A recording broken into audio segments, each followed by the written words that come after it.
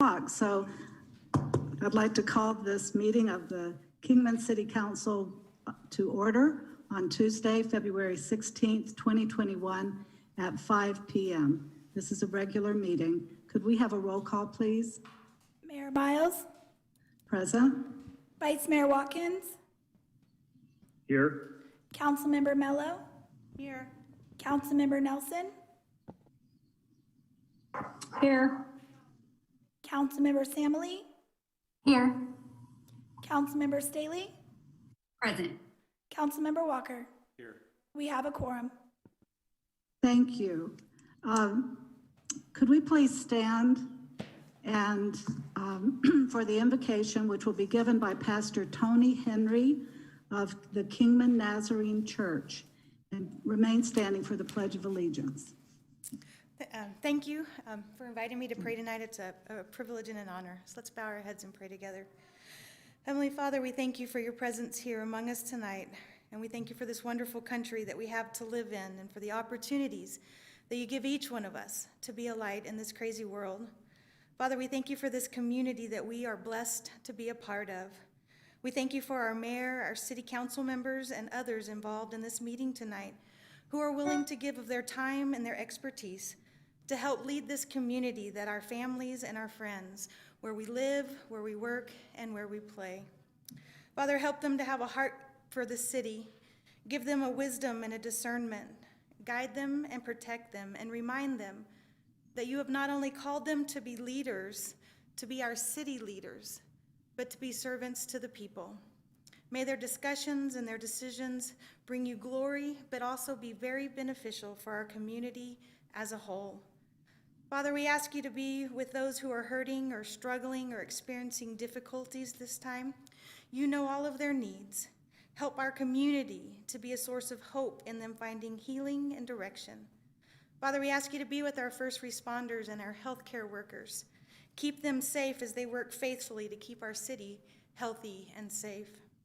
Father, be with our school administration and its employees, the teachers and the bus drivers, as they work to teach the next generation.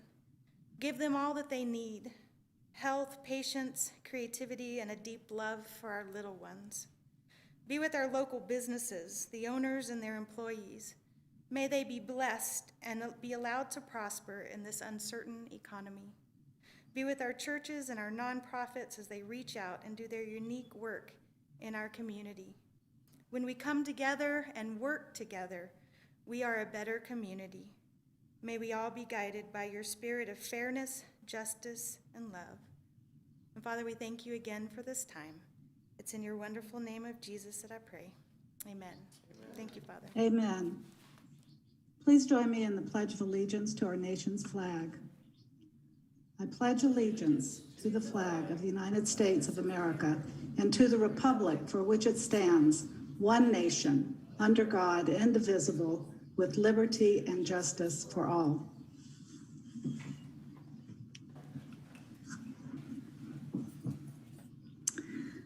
The council may go into executive session for legal counsel to discuss any agenda item. The following items may be discussed, considered, and decisions made relating thereto. Tonight, our first order of business is actually a proclamation, which I'll be reading. And this is a proclamation for Women Making History, Women's History Month and Women Making History Day.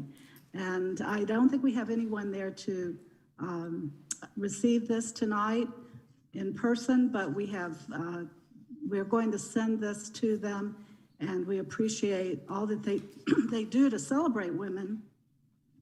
And this year, they are not having an event, but we are going to recognize all the women of Kingman. So the proclamation reads, whereas American women of every race, class, and ethnic background helped found the nation in countless recorded and unrecorded ways, and whereas American women have played and continue to play a critical economic, cultural, and social role in every sphere of our nation's life, by constituting a significant portion of the labor force working in and outside of the home. And whereas American women served as early leaders in the forefront of every major progressive social change movement, not only to secure their own right of suffrage and equal opportunity, but also in the abolitionist movement, the emancipation movement, the industrial labor union movement, and the modern civil rights movement. And whereas the Kingman Women Making History Steering Committee, feeling a deep responsibility to past winners and future recipients to be respectful of their well-being, have canceled their 2021 event with the intention of holding it again in 2022. And whereas in these challenging times, the steering committee wishes to focus on the positive, for the challenging year 2021, Kingman Women Making History has chosen to honor any and all women of Kingman for their integrity, strength, and character. Now, therefore, I, Jen Miles, as Mayor of the City of Kingman, do hereby proclaim the month of March 2021 to be designated as Women's History Month, and specifically designate Monday, March 1st, 2021 as Women Making History Day. And in so doing, urge all citizens to join me in observing this month by recognizing the important roles women have played in the growth of our nation, the state of Arizona, and the city of Kingman. In witness whereof I have hereto set my hand and caused to be affixed the seal of the city of Kingman, done this day at the city of Kingman, the 16th day of February, 2021. Thank you. And we will make sure that gets to Betsy Parker and Crystal Burge and others who are on the steering committee. Our next order of business is call to the public, and this those wishing to address the council have had 3 ways to comment from the public. If they are there in person, they should have filled out request forms in advance. They also could have registered to speak by telephone or by Zoom meeting. And however, any action taken as a result of public comments will be limited to directing staff to study the matter or rescheduling the matter for consideration and decision at a later time.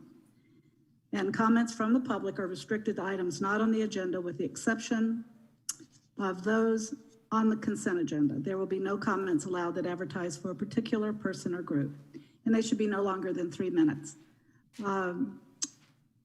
Clerk Meredith, has there been anyone that has signed up to speak either on the phone or by Zoom? Mayor, I do not have anybody that submitted written comments or any registrants to call in. I do have one resident that is present to address the council, Mr. Ralph McKee. I'm sorry, would you say the name one more time? Yeah, it's Ralph McKee is present in chambers to address the council. Thank you. Mr. McKee, would you like to address the council at this time, please? Yes. My name is Ralph McKee, and I live in the Legacy Subdivision. My backyard faces Willow and the Wallach Ranch. Pardon? Oh, get closer? Okay, I'm sorry. Okay, my name is Ralph McKee, and I live in the Legacy Subdivision. My backyard faces Willow and the Wallach Ranch Park. The speed limit between Keno and Gordon is 35 miles an hour. And I feel that 35 miles an hour is too fast for having a park on one side of Willow and a subdivision on the other side called the Legacy.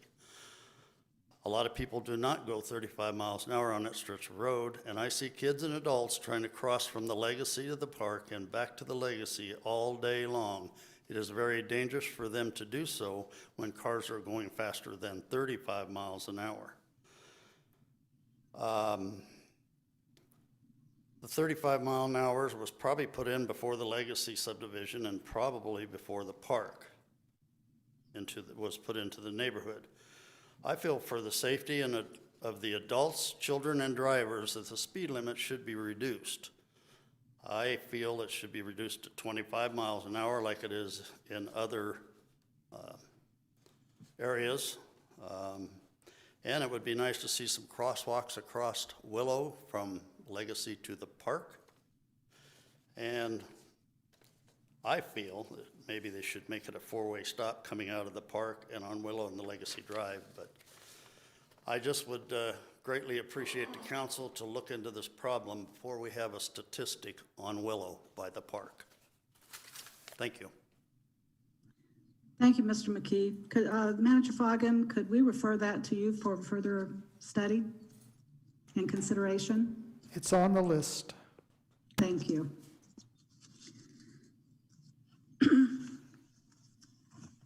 Okay, well, we will move on at this time to the consent agenda, where all matters are considered to be routine by the City Council and will be enacted by one motion. There will be no separate discussion of these items. If discussion is desired, that item will be removed from the consent agenda and will be considered separately. Do any of the council members wish to remove a consent agenda item for consideration? Mayor, this is Yes. Councilwoman Mello. I would like to remove item I. Item I. Okay, Councilor Mello, item I. Any others? Is there any other? Okay, I would entertain a motion to approve consent agenda item, well, all consent agenda items except item I. So moved. Is that- I'll second. We have a motion and a second to approve the consent agenda without I. All in favor, aye. Aye. Aye. Any opposed, like sign? Motion carries. Item I, resolution number 5334, approving a city street name change. The applicant and adjoining property owner, Amanda Kaufman, is requesting that an existing city street, San Francisco Road, be renamed to Devil Dog Way. The existing street was named and dedicated to the city of Kingman through the recordation of Boulder Creek Estates, tract 1994 subdivision in 2006. Surrounding property owners within 100 is there an interference here? Yes. Okay. Surrounding property owners within 150 feet of the San Francisco Road right-of-way were notified by first-class mail of proposed street name change request, and no objectives have been received. Staff recommends approval. Councilmember Mello, please go ahead. Mayor, the reason why I pulled this is because the first year I was on the Parks and Recs, we had people coming and they wanted to change the names of the parks. And we would do it for this citizen and we wouldn't do it for this one, and it kind of caused a problem. So I was just curious if we had some criteria or guidelines in place to help us make those decisions. That is a really good question. Manager Foggen, can one of the Yeah. staff address that? Yes, so we actually appreciate that question. It's one that I don't think has been addressed. And so in understanding what Councilor Mello had wanted to know, I asked Chief Rhodes and his team to address the process and to help the council better understand how this happens and the process. So Chief Rhodes, turn it over to you and your team to provide some clarifications. Sure, thank you. I'm just gonna make a quick introduction to Gary and Rich over in Community Development. They're aware of this and I went over and talked to them, so they're gonna walk through the process and then how this particular name change came about and how the process was utilized for this. So I'll turn it over to Gary, who's been working on this, I believe, since the inception of it. Thank you, Chief. Mayor, members of the council, we pulled from the consent agenda, as the mayor mentioned, is a request to change a street name. We periodically, this comes up. We had two such requests in 2015, two in 2017, one in 2018, one in 2019, and then this one in 2021. So it doesn't happen very frequently, but when we do, we take the application, we have an application form that says just for the applicant's information, what do they want to change, what's the purpose of it, and then we process that in a way that, and we're consistent with this, we send it out for interdepartmental review, and we also send it to the United States Postal Service. the Mojave County Community Development Services, as well as the rural addressing services.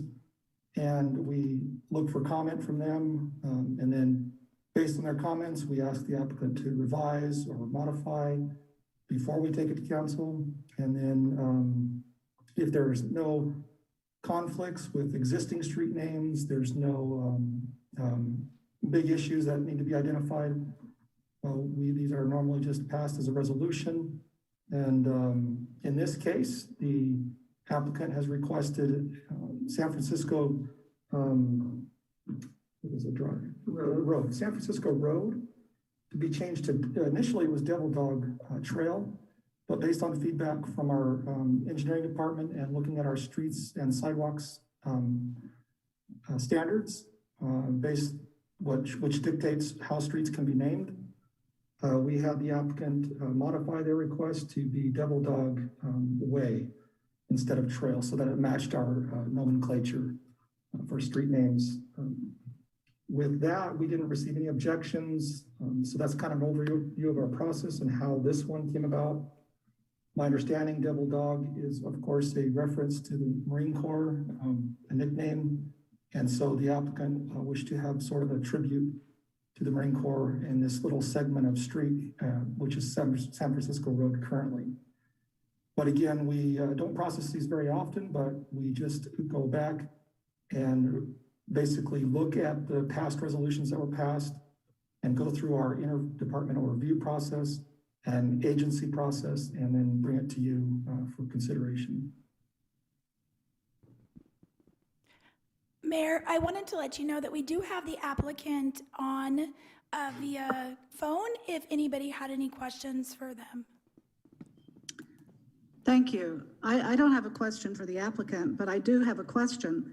How many people live within 150 feet of this? Or didn't you say that within 150 feet of San Francisco Road right-of-way were notified? How many were there? I'm going to look that up right now. I have that before me. Let me just check that. It was a handful, but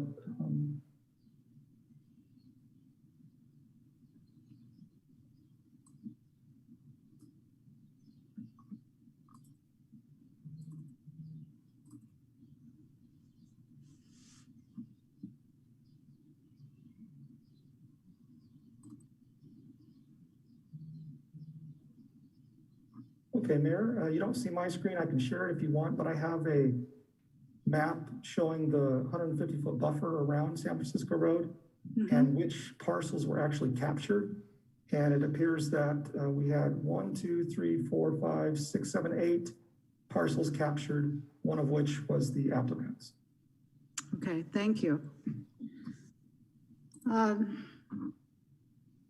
Councilmember Mello, did you have additional comments or questions? No, that answered my questions. Thank you. Well, I will just make a comment because I didn't pull this, of course, but when I was reading it, I had a reaction, and I understand the relevance of devil dogs to the Marines. My brother was a Marine, but a lot of people don't. And when I looked at the subdivision, I thought that isn't really coherent with all the other roads that are in that subdivision. And when I was actually discussing this with my daughter, she said, "What? That's the three-headed dog that guards the gates of Hades." I said, "No, I think it's a reference to the Marines." But different people will have different reactions. But if the people that live there have had the opportunity to comment and do not oppose it, then I think that's what overrode the decision in my mind. Mayor, may I for a moment? Yes, of course, Councilor Nelson. I'm with you, and I thank you, Council Member Mello, for pulling it. The concern I have isn't, I completely appreciate the naming of it, what the thoughts are behind it, the total support of it. In that regard, the problem that we're running into, or that I feel, is it does take us back to that Parks and Rec conversation that we had 2 years ago. And that is, are we going to be allowing people to are we setting a precedent? that anybody can come in, and I like Bob's Way, because Bob's Way was on the tornado movie. You know, seriously, we've got to think about this, and we do need to look at how our flow works in our community. So I'm not against what she's requesting. I'm just worried that we're setting a precedent, and that's going to create an issue for us later on. I get we only get one every couple of years, but again, Bob's Way might not be the one we want that day. And if we've done it once, we're going to have to do it again. So just my thoughts. Thank you, Counselor. Are there other counselors that have thoughts or comments on this? I would like to comment or ask a question, Mayor. Go ahead, Counselor Samily. So I'm just curious, on that roadway, how many addresses would have that particular street name? Thank you, Mayor. Council member, we have, this is Gary Likeness again. We have, I think it's 4 residential lots, and 2 are owned by the applicant, and the 2 remaining lots abut, they have different street names that they're addressed off of. So it literally would only affect the applicant's two lots, but they're combined currently as one parcel. So really one address at this time. And that's the applicant, is that correct? Correct. Thank you. Any other comments? I have a question for staff. Go ahead, Counselor Staley. I'm wondering if we charge a fee for this to cover staff's time as well as new signage. It seems like this is an unfair cost to the taxpayers since it's not necessary. And so is there any fee associated with this? Currently, we do not have a fee.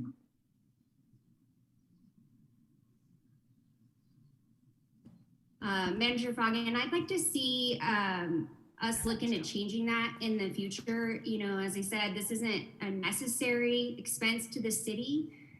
So we should have the whoever is requesting it cover all those fees, because it does sound like there's some significant staff time involved, sending something out to all of these other agencies, coming back, working with the citizens, and then we do have to change it in our maps online, as well as creating street signs.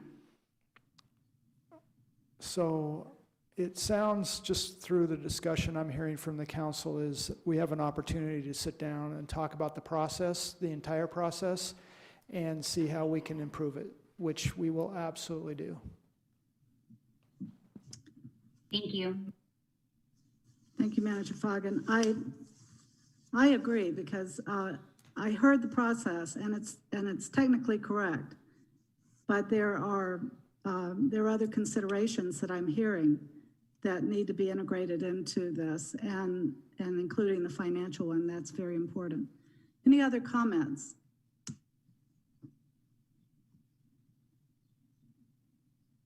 Okay, then Councilor Mello, would you like to make a motion?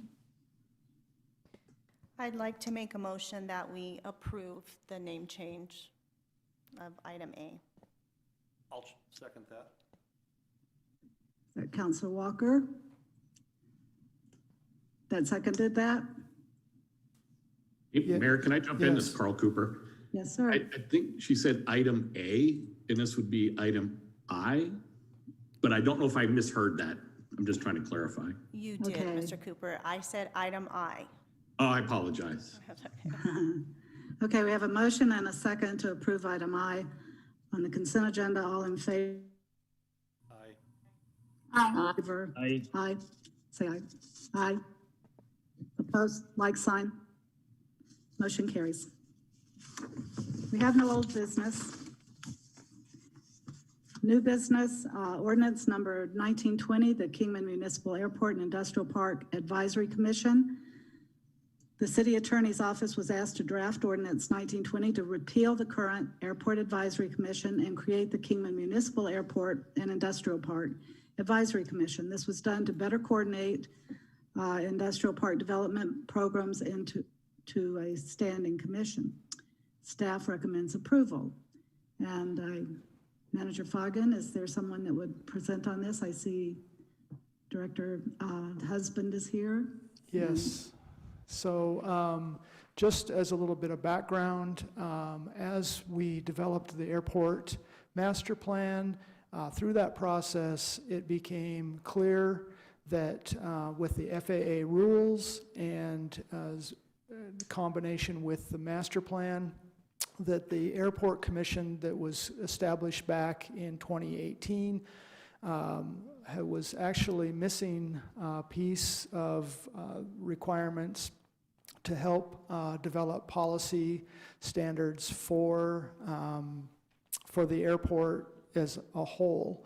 And as part of that, when Joe Husband, our interim airport manager, came online, he was asked to look at kind of best practices, how the airport commission could be utilized better.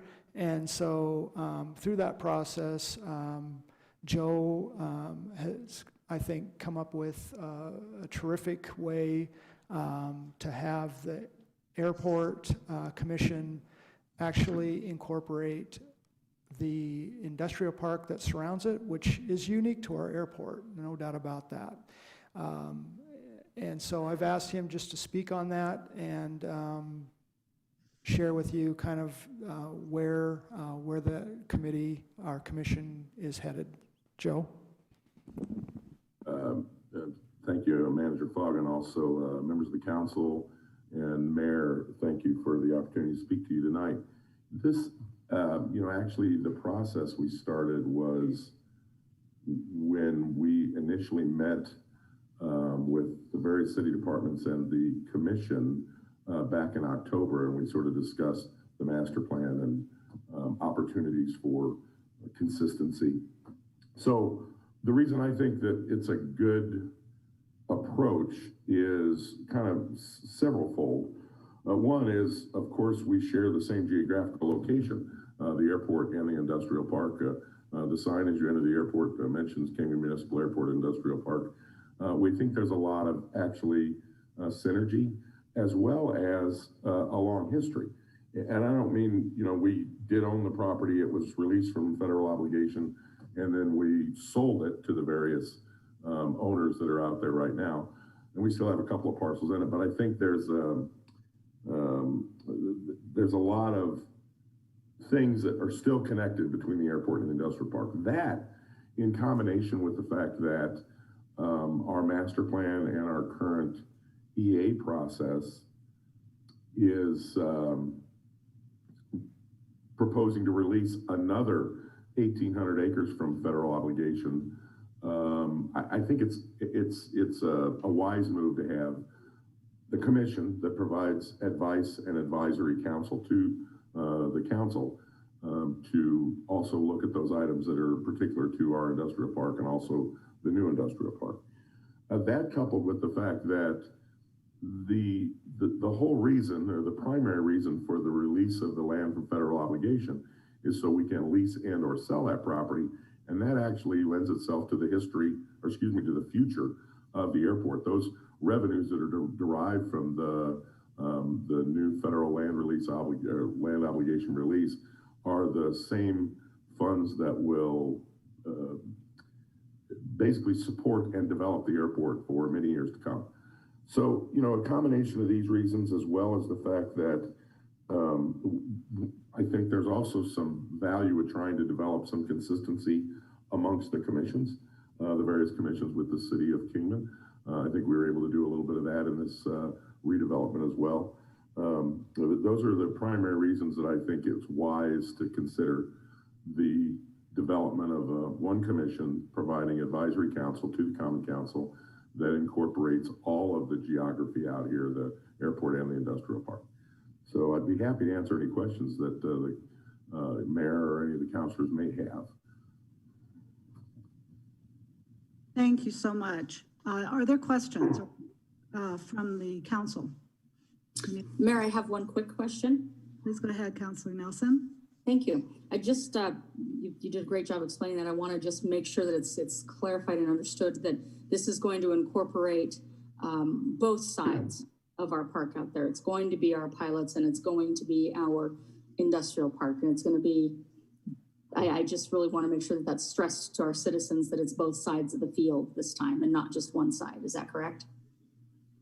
Madam Mayor and Councilmember Nelson, yes, that is correct. We think that's a wise approach. Thank you. Thank you for the question and the answer. Are there any other questions? Madam Mayor? Yes, please go ahead, Vice Mayor. Yeah, this is Vice Mayor Ken Watkins. Thank you. I know, well, Joe, I appreciate that. I think that clarifies, and I hope it settles, you know, answers the questions why a lot of people were wondering, or not a lot of them, but some of the existing members of that commission were wondering why the change was necessary. And I think you clarified that really well. And so I just wanted to comment on that. And I'm hoping they're listening to this discussion tonight. So it makes sense to me. Thank you so much. And thank you also, Vice Mayor, for being the liaison to this commission. Is there anyone there that has signed up to speak on this agenda item? Yes, Mayor, I have 2 people signed up to speak on this item. First is Dave Amspoker, and second is Scott Brackett. Okay, well, let's take them in that order. Mr. Amstoker, would you please come forward and address the council?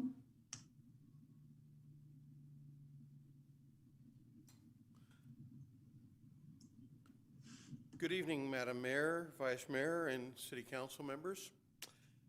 My name is David Amspoker, and I'm currently a member of the Kingman Airport Advisory Commission. The verb in the title of our commission is advisory.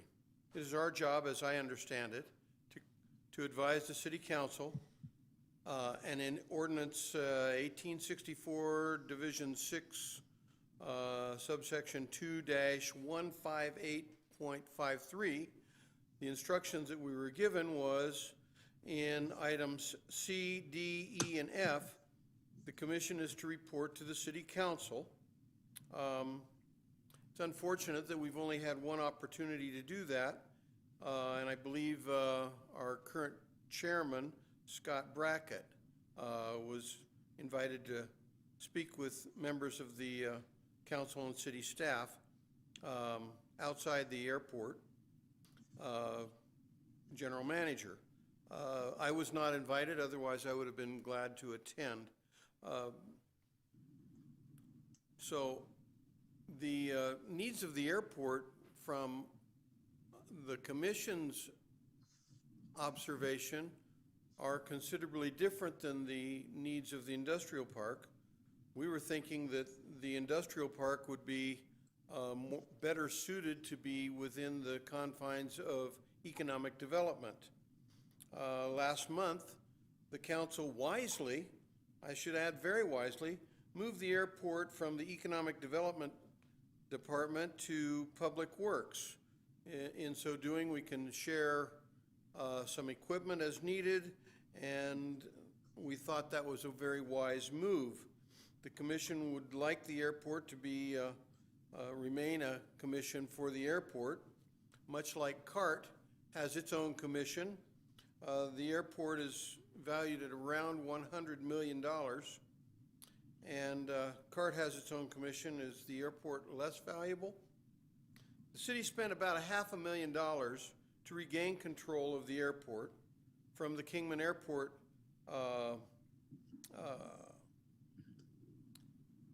the rest of their names, Kingman Airport Authority. Thank you. One of the problems that Kingman Airport Authority had was they were trying to meet the needs of the airport and the industrial park, which were totally different. The results were neither one was served well or to the satisfaction of the airport users or the industrial park. We were very pleased when the city regained control of the airport and the industrial park. I urge you to place the industrial park within the jurisdiction and oversight of the economic development people and their commission, and to leave the airport as a standalone commission. I close with this question. Is the airport less valuable than CART? Thank you. Any questions? Are there any questions? Okay, thank you, Mr. Amstoker. Mr. Brackett, would you please come forward to address the council? Good evening, Mayor Miles and council members. First, I believe that the industrial park does need representation. It is critical. City staff for the industrial park is economic development. Would it not make sense to strengthen the Economic Development Commission with cohesive energy? Two heads will not bear singular guidance. Expertise necessary for either the airport or the industrial park is necessary. The airport should remain a standalone commission based upon common sense. Thank you. Thank you, Mr. Brackett. Are there any questions for Mr. Brackett or comments? If not, I would open the floor for discussion or questions further for staff. Mayor, I'd like to ask staff a question. Go ahead, Councilor Staley. So I've spent a lot of time at airport meetings, and you know, they can go on for a couple hours just handling the items involving solely the airport. And so my question is to Mr. Husband is, how do we see these industrial park members being brought in? What items are they going to discuss? You know, what kind of advising will they be doing over the industrial park? How are we going to bring them in, and how will they make an impact on the commission? Madam Mayor and Councilmember Staley, we currently, at every Airport Advisory Commission meeting, actually have a report from our Economic Development Manager, Mr. Bradley, who provides information on what's going on in the industrial park, what reporting on the rail, talking about the various projects that the Economic Development and Mr. Bradley are working on. So we already have a pretty significant incorporation of that information that's being brought to the commission. As far as what other items, I personally believe that beyond the items that we're already discussing, reporting on with regards to development opportunities, that it's probably going to be more confined to infrastructure items and or other events in the park that might be of note. But as important, I think even more important perhaps, is as we're moving towards this opportunity to achieve an obligation, a land obligation release from the FAA for the next phase of the industrial park, I think it's critical that the Airport Commission be involved in that to provide some guidance and input on that process, as well as for the future development of those areas that will have an impact on the airport, as well as provide a significant amount of our development funding in the next upcoming years. Did that answer your question, Councilmember Staley? If not, I'm happy to provide more information if I can. No, that was very helpful. My next question is for Manager Foggin. Actually, it's a couple of questions.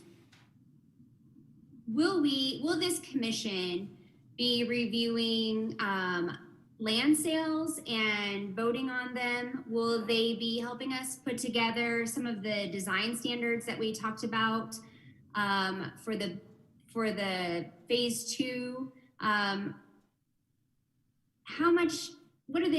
Can you just answer those two questions? Sure.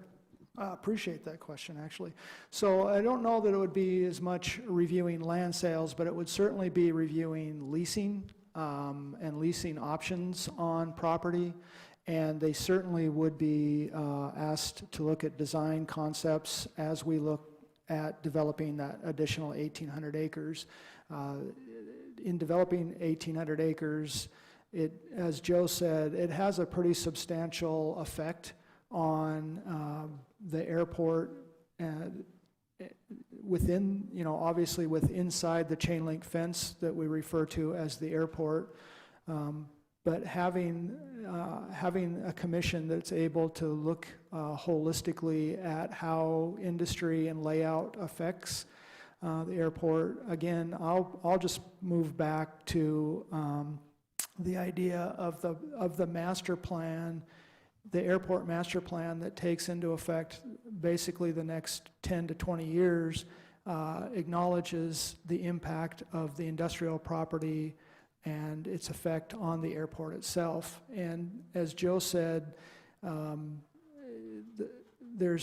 you have no airport without the industrial land around it, and you have, the industrial land without the airport doesn't make as much sense either when we're talking about total transportation opportunities out at our industrial park, which would mean that we have the opportunity to take advantage of air, rail, and roads. And so as we looked at the master plan and as we looked at the commission, as Joe had indicated, the commission is already getting updates on where the revenue is coming from. The main revenue obviously is rentals, leases, that kind of thing, but land sales really are going to be how the airport transition with capital projects, and it's its lifeblood. So I think CART was mentioned. You can't run CART without gasoline. And I would say that's the same for the airport. The gasoline in this case is the industrial property around it. Thank you for that. That helps a lot. I'm sort of struggling to see why we needed to bring the industrial side into this, just because in the beginning when I was a liaison, they were so busy with airport items, and it's really important that the pilots are able to advise the city so that we so we have that expertise. And so I do see now how this can help, because the type of industry that comes out, how nice the industrial park looks, whether or not we're able to sell property so that we can fund our airport. I can see how we would want to get everybody interested in the entire area. There was one more question, and that was brought up about what happens once all of the land is sold. Would we still have a lot to do with the industrial park and want to keep the this commission set up this way? There's always going to be question about leasing, I believe, no matter if you sold or, however development occurs. And, I don't necessarily think that there's going to be, every meeting, there's going to be a policy decision to be made about the industrial development. I wish that were the case. But it will, I think, play a major role over many years. If I recall my history correct, and there's people who know the history way better than I do, the city took possession of was given the airport and the industrial park in 1988, and we're still in possession of over 100 acres of property that can be developed in the existing industrial park. I don't know exactly how long it will take us to develop another 1,800 acres, but I think there's a few years ahead of us. Madam Mayor, may I make one additional comment? Please go ahead, Mr. Husband. Madam Mayor, members of the council, I think one of the other critical elements is that it's very important that the airport is involved with the new development, just as the airport was involved with the previous development. And the reason I say that are twofold. One is the safety and sustainability of the airport. Councilmember Staley asked whether we would provide guidance on the development. I think certainly as it relates to access to the airport and as it relates to protect protection of the airspace around the airport. That input will be critical for the new development area, as well as it was for the development of the initial 1,100 acre land obligation release. So I think that's critical. And I also believe that it's important that we remain involved. Each land sale, for example, in whether it's our existing industrial park or the new industrial park, requires an individual FAA authorization. When we go through that process of doing a sale, it comes through, of course, our council for approval, as well as to the FAA for final approval. So I think all of these things, as I've said sort of from the beginning, that there's a real symbiotic relationship that exists and that I think needs to be maintained in the airport, and its interests need to be involved into that process. Thank you very kindly, Madam Mayor. Thank you very much. In listening to this discussion and previous ones, it seems clear that there are direct linkages. There are fiscal linkages, operational, and now you've mentioned safety and stability issues that benefit both the airport and industrial park. And if I reflect back on KAA, they were of overseeing the entire area anyway. So this makes sense to me that because of the linkages, their future is intertwined. And so to me, this model makes sense. But are there any other comments or questions for Mr. Husband or Manager Foggin? Mayor, I have one comment. Please go ahead, Councilor Nelson. I'm going to jump ahead just real quick to the actual applicants that are running for the commission. And as far as I can tell, and it is possible that I whizzed through them rather quickly earlier today, but at this very moment, all but one that have applied are pilots, and all that are currently sitting on the airport commission are pilots.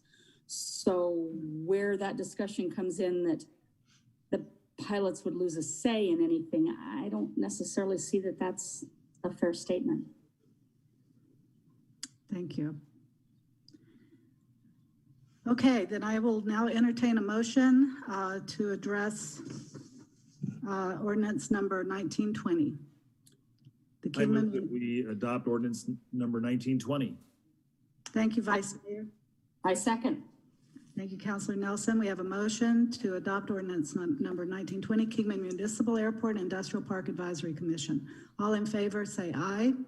Aye. Aye. Any opposed, like sign? Motion carries unanimously. The next order of business is ordinance number 1921 to modify City Code Section 2-157 membership. Ordinance 1921 cleans up some textual issues in the City Code regarding Section 2-157.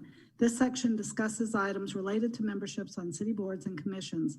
Specific additions with this ordinance address non-resident members on city commissions by updating the current list. It is adding the Kingman Municipal Airport and Industrial Park Advisory Commission and updating the Economic Development Advisory Commission. Staff recommends approval. Manager Foggin? Or no, Mr. Cooper? Yeah, it's Carl. Yes, ma'am, I can, this was one that would probably just be on the consent agenda, but for we had the other topics here. And if you look through the ordinance, there's just some minor cleanup of some language, just regarding some pronouns, giving the clerk a little more authority to use some online social media in the recruitment process of applicants, which we sometimes have a problem with. But then the main body of what this was is to better delineate the commissions that were allowed to have non-resident. And we had never updated that with the original airport commission, just making sure it's in here with this new one. And then the Economic Development Marketing Commission used to be there. And obviously we changed that to the Economic Development Advisory Commission. So those are the changes that are here, fairly minimal, but I think necessary to get taken care of. Thank you, Mr. Cooper. Any questions or comments from Mr. Cooper? I would entertain a motion regarding ordinance number 1921. Mayor, I vote we approve ordinance 1921. I move, sorry about that. Thank you, Councilor Nelson. And Chair Shanley, were you with the second? Yes, ma'am. Okay, then we have a motion and a second to approve ordinance 1921 to modify the city code section 2-157 membership. All in favor, aye. Aye. Aye. Any opposed, same sign. Motion carries unanimously.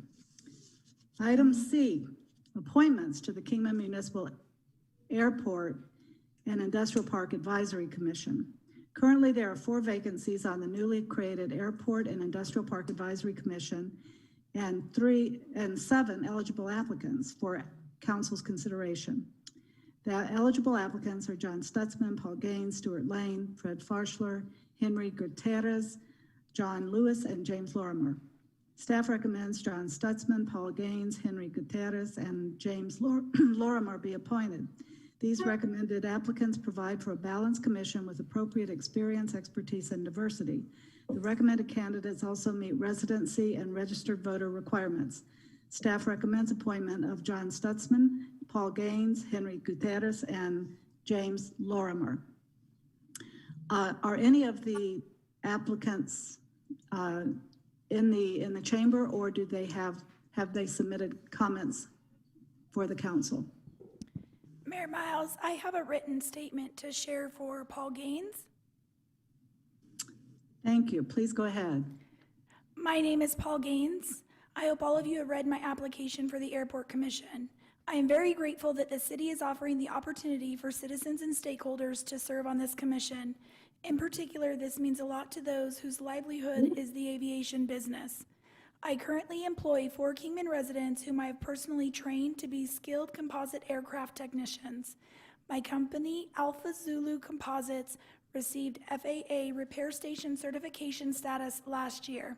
And with this certification, as well as recent and continuing airport improvements, we plan on expanding our facility, which will be able to service the burgeoning private and corporate jet market. I believe I will be an asset on this commission. Thank you for your time and consideration, Paul Gaines. Thank you, Mr. Gaines, for submitting that comment. And so now I would ask Vice Mayor as liaison. Mayor, we have another applicant would like to address the council. Oh, I apologize. Okay, please, who would like to address the council? Come up and use the microphone. Introduce yourself, sir. Hello, my name is Jim Lorimer. I'm the non-pilot that Councilman Nelson mentioned. My background is, I'm a business owner here in town. I own Kingman Marine. My background is primarily in project management. I did that for 30 years, and last 10 years of my career, I was an asset lifecycle management consultant. So I have a lot of experience that may help the industrial side of see if that balances it out a little bit. And I appreciate the opportunity of being considered. Thank you. Thank you very much, Mr. Lorimer. Are there any other comments or discussion regarding the candidates? There's another candidate, I believe. Oh, okay, I'm sorry. The world of virtual is so lovely. I guess that, did they register? Because Clerk Annie didn't. Actually not registered. We've invited the candidates who've applied to speak to the council, Mayor. Okay, that makes sense. Please go ahead. Oh, I do, crap. Mayor, council members. Dina, you're not there. Sorry, go ahead. Okay. Mayor, council members, my name is John Stutzman. I did serve the past 2 years on the commission, and I'm honored to be recommended for the next 3 years. My background is I'm currently still a fireman for Clark County. I work in Laughlin. I am a pilot. I've enjoyed the past 2 years on the commission, and I look forward to the next 3 years if I'm chosen. Thank you. Thank you so much, Mr. Stutzman. Clerk Meredith, at this point, unless there's further discussion from council, Is it appropriate to do a ballot? The only qualifiers that meet all the requirements are the ones you have listed as recommended, Mayor. Oh, they're the only 4? Yes. Okay, then in that case, I would entertain a motion to approve the appointment of the staff recommended candidates. I make that motion. Thank you, Vice Mayor. I'll second. Thank you, Councilor Walker. We have a motion and a second. All in favor, say aye. Aye. Aye. Any opposed, like sign? Motion carries unanimously. Okay, the next item of business is a public hearing for the Kingman zoning code update, and this public hearing on the revised public review draft of the Kingman zoning code update prepared by Lisa Weiss Consulting, Inc., for the city of Kingman, Arizona. The city council will review the public review draft, hear public comment, and provide feedback in regards to adopting the Kingman zoning code update at a future city council meeting.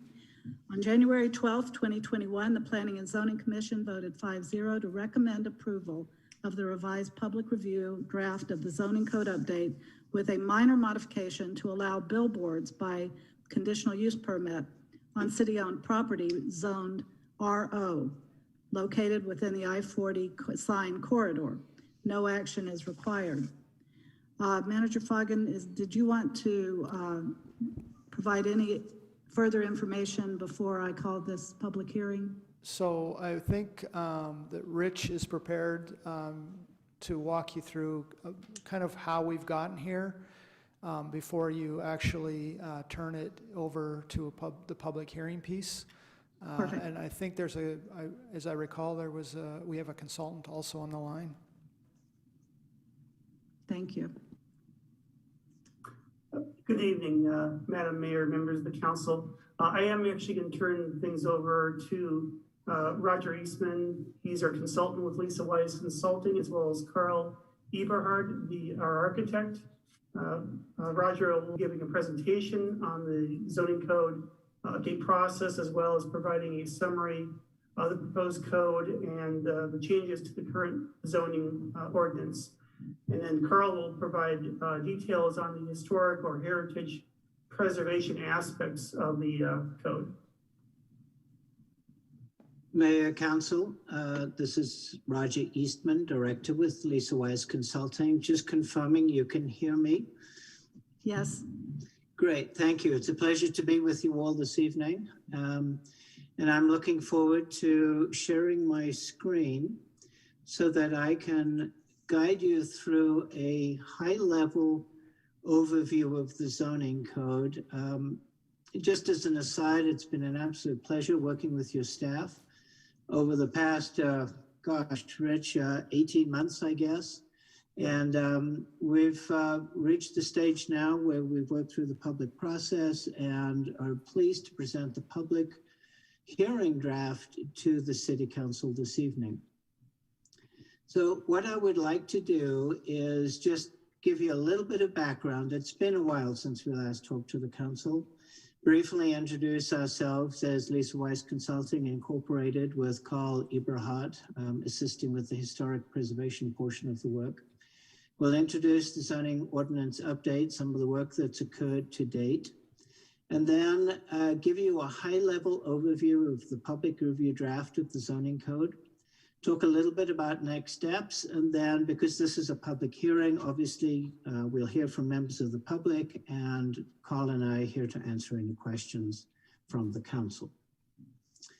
So we're here because an RFP was issued back in December of 2018, and the city desired a state-of-the-art, modern, comprehensive, legally defensible, user-friendly zoning ordinance. I took that right out of the RFP. Because I think the city acknowledged, as you can see from the statements on the right-hand side of your screen, that your current code is, if I can be so bold as to say, a little disorganized. It's certainly disjointed, and it's hard to use. Having worked with it over the year now or so, we've got used to it, but for a layperson picking up your code, it's not an easy document to work with. So contract was finally approved in June of 2019, and we held the kickoff call with staff back in July.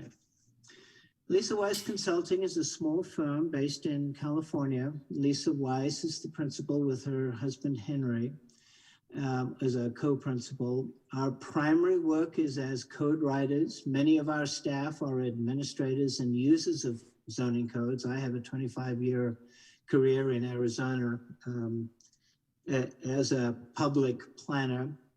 We do a lot of work for both private and public sector clients, and because of Lisa's background as a chartered accountant and a strong background in economics, we very often, with our clients, are able to merge our skill set with approval by the City Council of the public review draft. The stakeholder interviews were really, really important to us. It helped us to really get an understanding of what was desired, what was not working, and at the same time, what was working in the code. And so that report is available online if anybody hasn't read it. It does give you a good clue to some of the deficiencies and some of the strengths of the code and the approach we were taking to ensure that you ultimately would have a code, as you can see on the right of the slide here, that would be user-friendly, that came across over and over again from city staff. We want to document that. It's coherent, concise, user-friendly, as innovative as we can make it, certainly predictable. And I think we've done a good job, your staff too, of involving Kingman residents throughout the process.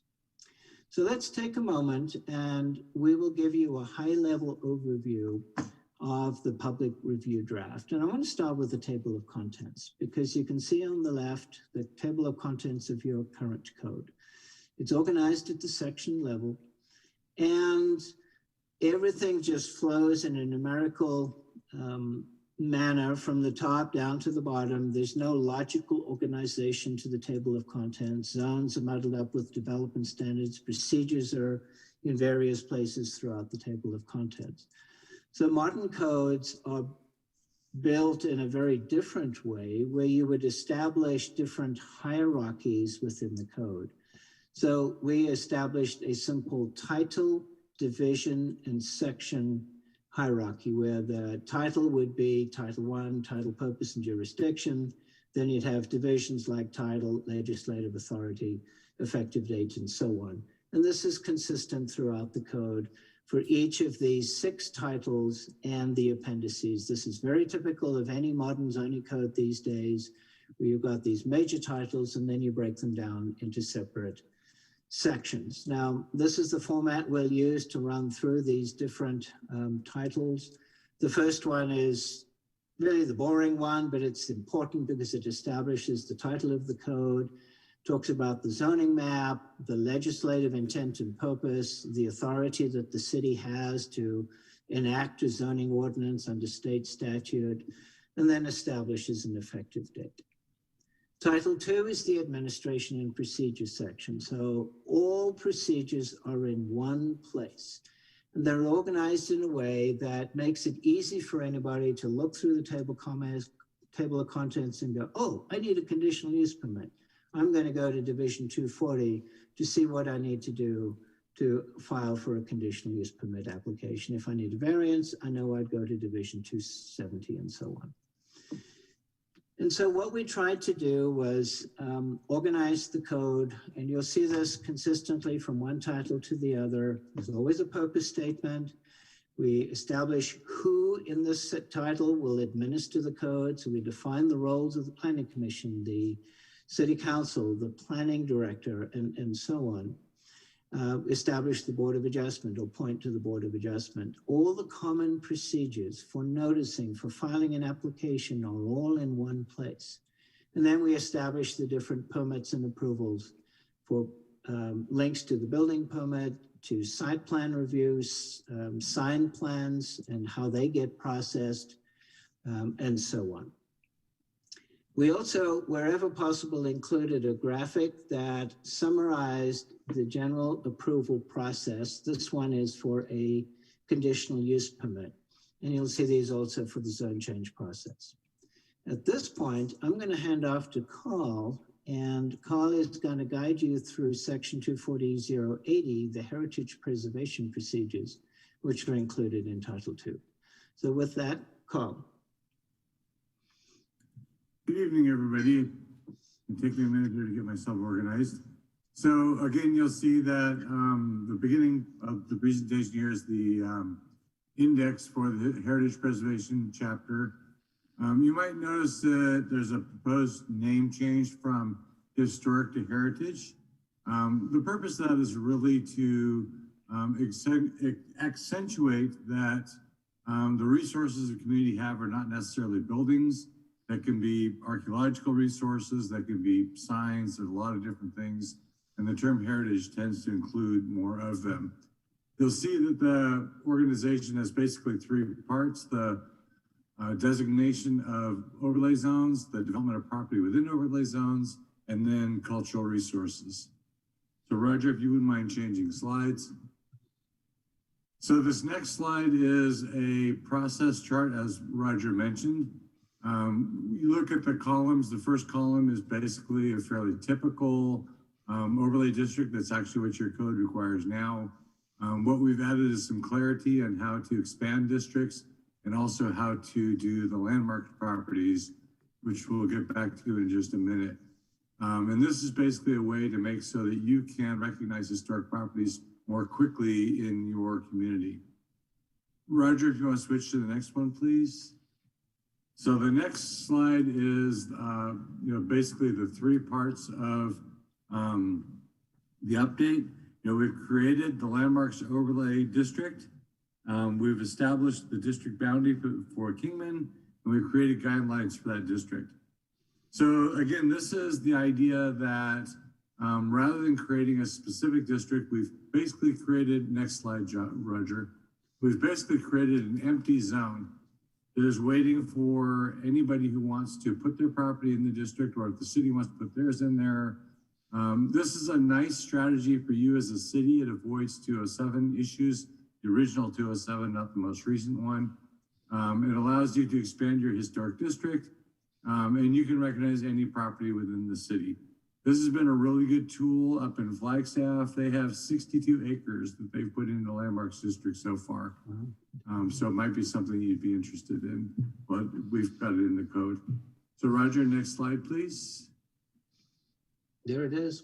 One of the things that came up was talking about your existing historic overlay district and the idea of expanding that district. One way to do that is to actually expand the district boundaries and establish a new boundary around the area. You have some issues in that your background materials are about 20 years old, 25 years old.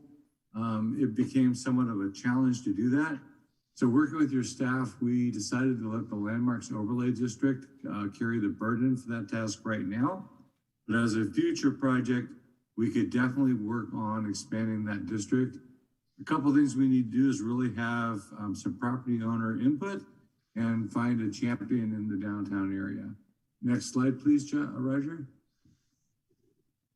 So the second thing that we did is create some guidelines for historic properties. So these guidelines really do three things. They take your existing guidelines that were sort of buried in your code. They create guidelines for the landmarks district, and they serve as an update to the guidelines for your existing historic district. So they're basically made up of three parts. Next slide, please, Roger. The guidelines are basically made up of three parts. The commission, the Heritage Preservation Commission, in considering development on a property, would be looking at three things: the results of the cultural resource study, some basic design compatibility standards, and then industry standards and guidelines. So the basic compatibility standards in many ways are what you had embedded in your code previously, but they weren't particularly well organized and not necessarily complete. So we've kind of rounded out that effort. And then also your code did not point to some fairly basic industry standards that are good to have available to you if you need them. So we've codified that there'll be the three parts to the guidelines. You'll notice that the title of the page is Appendix 2. So what we've done is we've pulled it out of the code and put it in as a code appendix. It makes it a little bit easier for you and the commission to modify and update in the future, and also makes it a little easier for your staff to work with. Next slide, please, Josh. Oh, Roger, sorry. So you'll also see in the code the concept of cultural resource studies. And cultural resource studies are really project-specific studies about what about a property is significant. And they answer really 4 questions. Is it significant?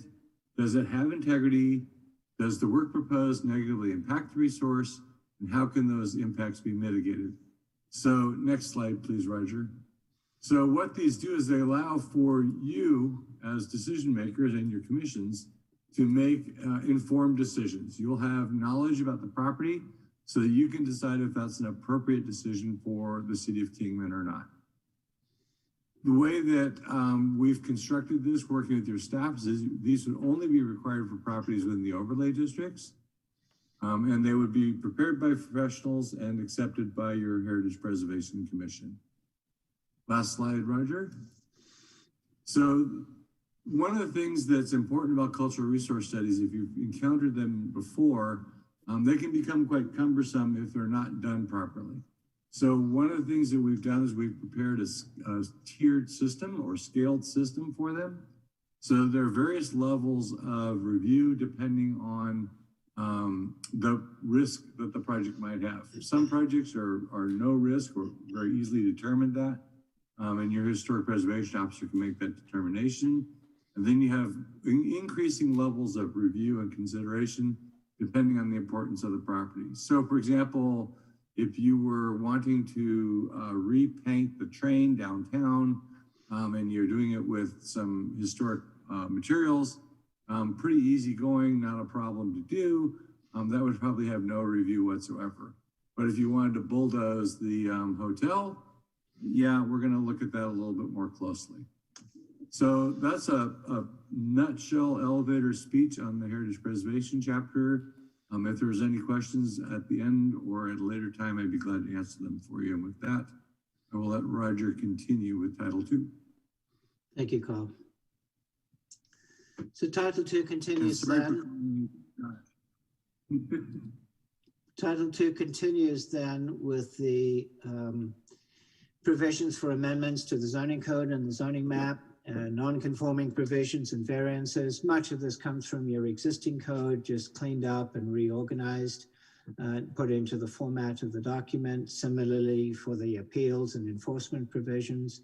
Annexations, this section really just provides a cross-reference towards state statute. There was no point in duplicating the state statute process for annexation, so this provides a handy link towards that. Title III establishes the zones within the city. This is where we worked extraordinarily closely with your staff to help us understand the structure of the current code and how we could revise and fine-tune the zones to ensure that we had a zoning code that meets the city's needs going into the future, and of course, ensure that the general plan could be implemented. So we started with some very simple tables that indicate the name of the zone and the prefix for the zone, the symbol identifying the zone. And then we categorized each of the zones by residential, commercial, industrial, open space, and so on. The uses have been consolidated and updated as much as possible. All the uses are established in simple tables, an example of which you can see on the screen rather than pages of text.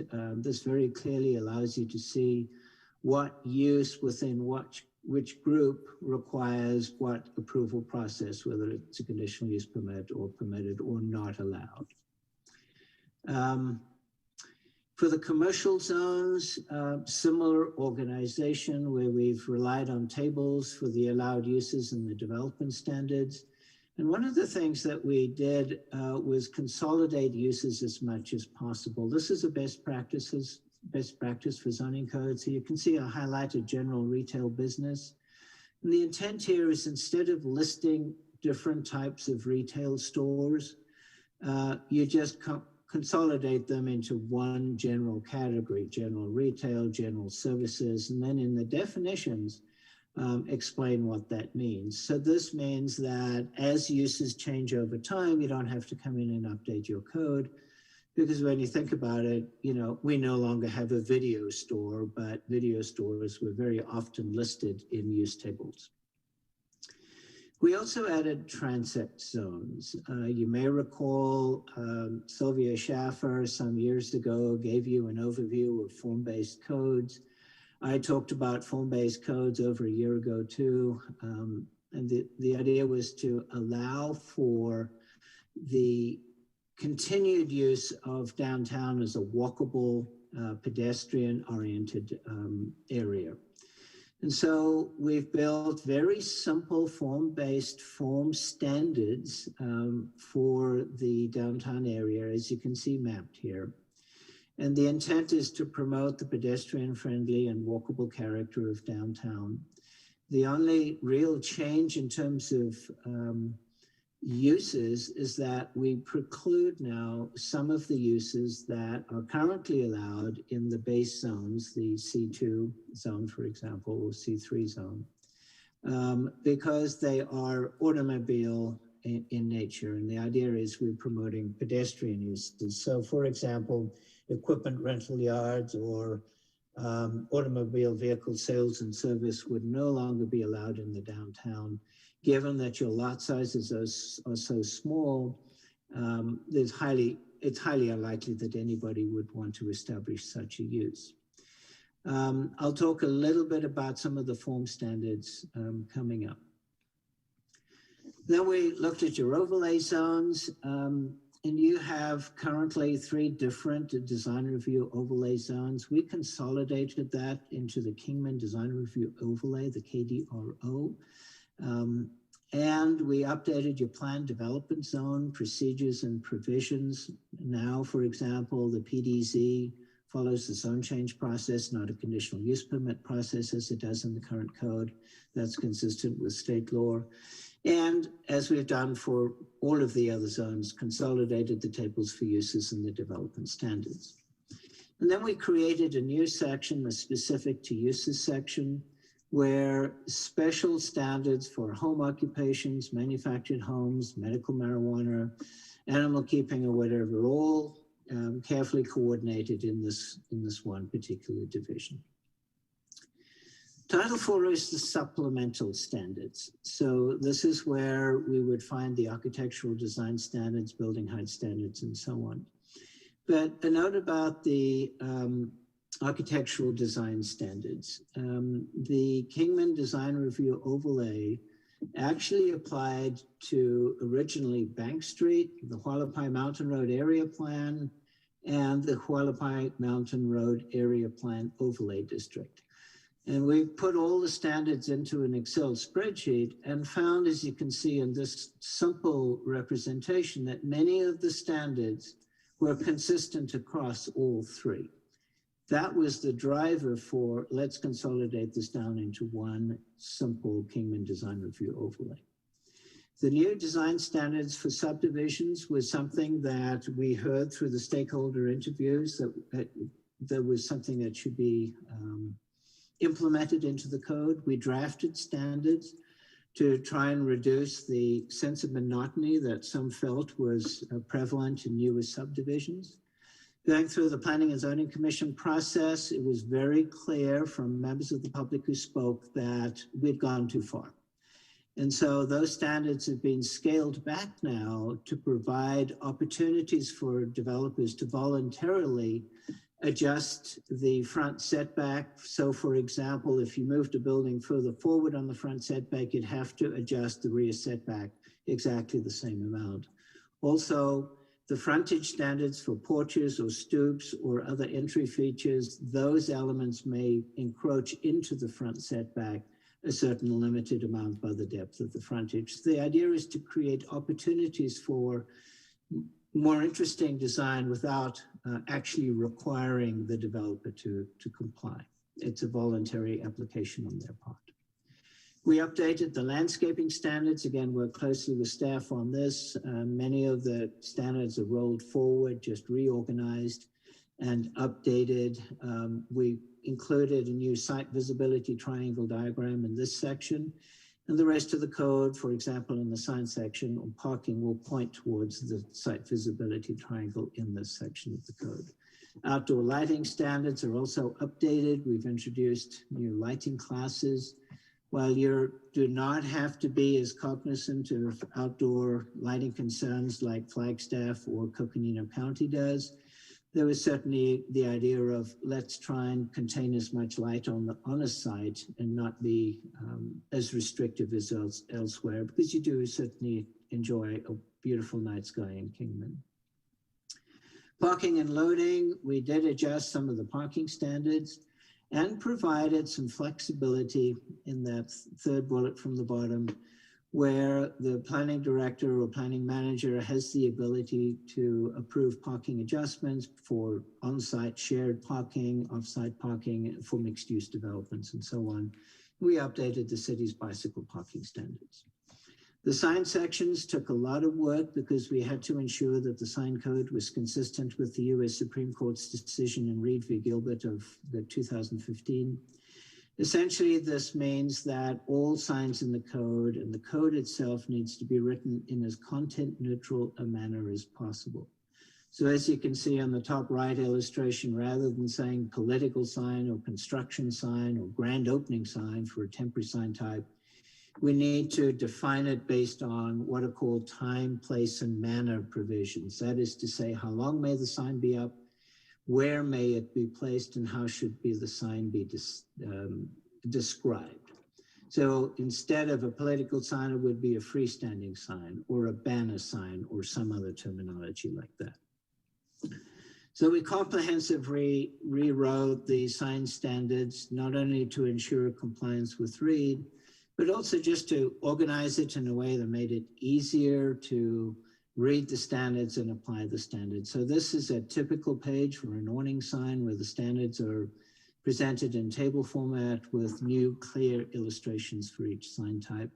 Everything's arranged alphabetically to try and make it as easy as possible, separated between building mounted and freestanding signs. New provisions for billboards. We worked with representatives from Lamar Advertising that were very helpful in helping us update the standards. And then the sign design guidelines are included in an appendix at the back of the code. Temporary signs are separated from the permanent sign section, and as before, laid out in tables with clear, easy to apply standards. We added a new section for sign walkers, consistent with state law, and a severability section so that if the city is challenged on a sign code provision, the sign code can be withdrawn, severed from the zoning code, and the rest of the zoning code can continue to be enforced and applicable. This is new, specific to private frontages. This is part of the form-based code provisions where we provide different standards for how the frontage of the building should look relative to the public right-of-way. And one of the things we worked with staff on doing was to say that these frontage types could be applied outside of the form-based code area. In other words, outside of downtown. So if somebody wanted to apply a stoop frontage on their private property, there's a set of standards that would allow them to do that outside of the Transect Zone area. The same would apply for civic spaces, where these are simple standards for plazas or courtyards, ideally implemented in the Transect Zones, but could also be applied in other districts across the city. And then finally, we come to our definitions section. What we've done is, instead of just listing all the definitions from A to Z, broken them out into definitions of general terms, definitions of uses, and definitions of sign terms. We found that a much easier way for a reader to find the term that they're particularly looking for. And you can see in the table on the right, back to the illustration of the general retail business, these are examples of what general retail business might include. Title 6 is the maps, where we have the historic district overlay map, the interstate corridor overlay map from your current code, the new Kingman Design Review Overlay Map, and then a link to the zoning map, which will be an online document and not actually included in the code. And finally, the appendices.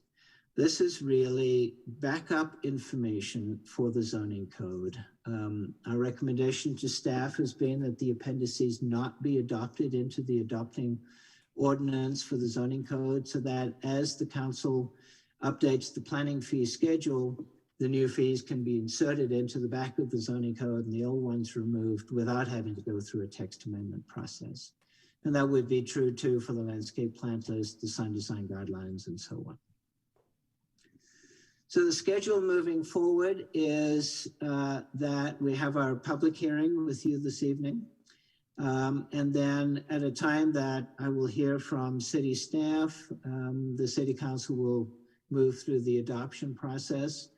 If council makes any changes to the public review draft, we will make those changes, submit the final documents back to city staff, and the code will become effective 30 days after council adoption.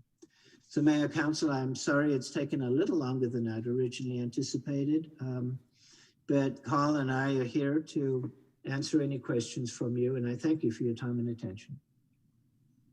Thank you, Mr. Eastman and Mr. Everhart. Are there any questions or comments from council regarding this presentation?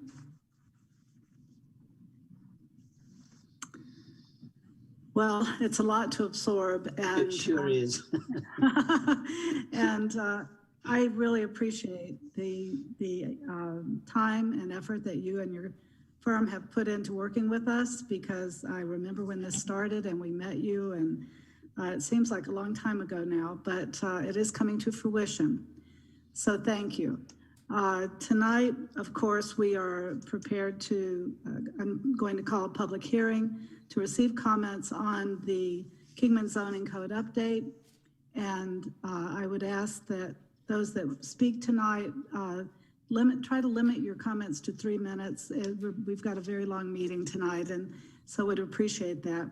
But having said that, I will call this public hearing to order, and I would ask that Manager Foggin or Clerk Annie help me with the introductions of people who want to speak.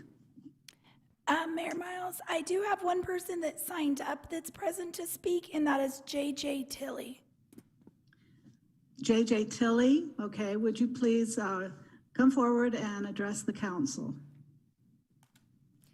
Good evening, Madam Mayor and City Council members. My name is JJ Tilley, representative for, okay, yeah, I'm short. Representative for Lamar Advertising, located at 845 Air Park Drive in Bullhead City, Arizona. On December 8th, 2020, we pled our case in regards to the new zoning sign code in front of the Planning and Zoning Commission on our intent in partnering with the City of Kingman's narrative, which is to update and beautify the city. We would accomplish this by strategically placing new updated digital billboards and taking older ones down to ensure the areas of the city are not so concentrated. This will allow us to evenly distribute and update our inventory. By placing them on city-owned property, the city would in turn receive lease rents just as our lessors do. With the city owning a few parcels on Stockton Hill Road, this would ensure that the thoroughfare would not become cluttered with billboards. With the proposed code, we must still apply for a CUP following the normal approval process. The Planning and Zoning Commission denied our request regarding digital billboards on city-owned property throughout Kingman, with concerns of safety and congestion, as it would be a distraction to motorists and therefore become a safety hazard. However, since July 2020, there is a mobile billboard that has been traveling down Stockton Hill Road and parks on commercial properties to advertise other businesses. But we are being told billboards are prohibited on Stockton Hill Road. However, the mobile billboard is just that, a billboard advertising off-premise businesses just as we do. I also counted 7 on-premise digital signs on Stockton Hill Road. I am just curious as to why a digital billboard is considered to be a distraction and safety hazard, but an on-premise digital sign and mobile digital billboards are allowed on certain thoroughfares. I was told that there is no way to mandate mobile digital billboards. However, Many of my counterparts throughout the country, as well as Arizona Department of Transportation, regulates mobile advertising by putting it in the code as illegal. All mobile and vehicle motorized advertising shall be prohibited. They prohibit the use of travel messages or segmented messages to promote safety, to aid in the free flow of interstate commerce, and to protect the public investment in highways, and I would be happy to share the language with the Planning Department. In closing, we feel that all new off-premise signs must be only digital, only a certain size, and a 3-to-1 static dismantle exchange, and allowed within the entire city limits, with a cap and replace. For example, no more than 10 digital fascias would be allowed.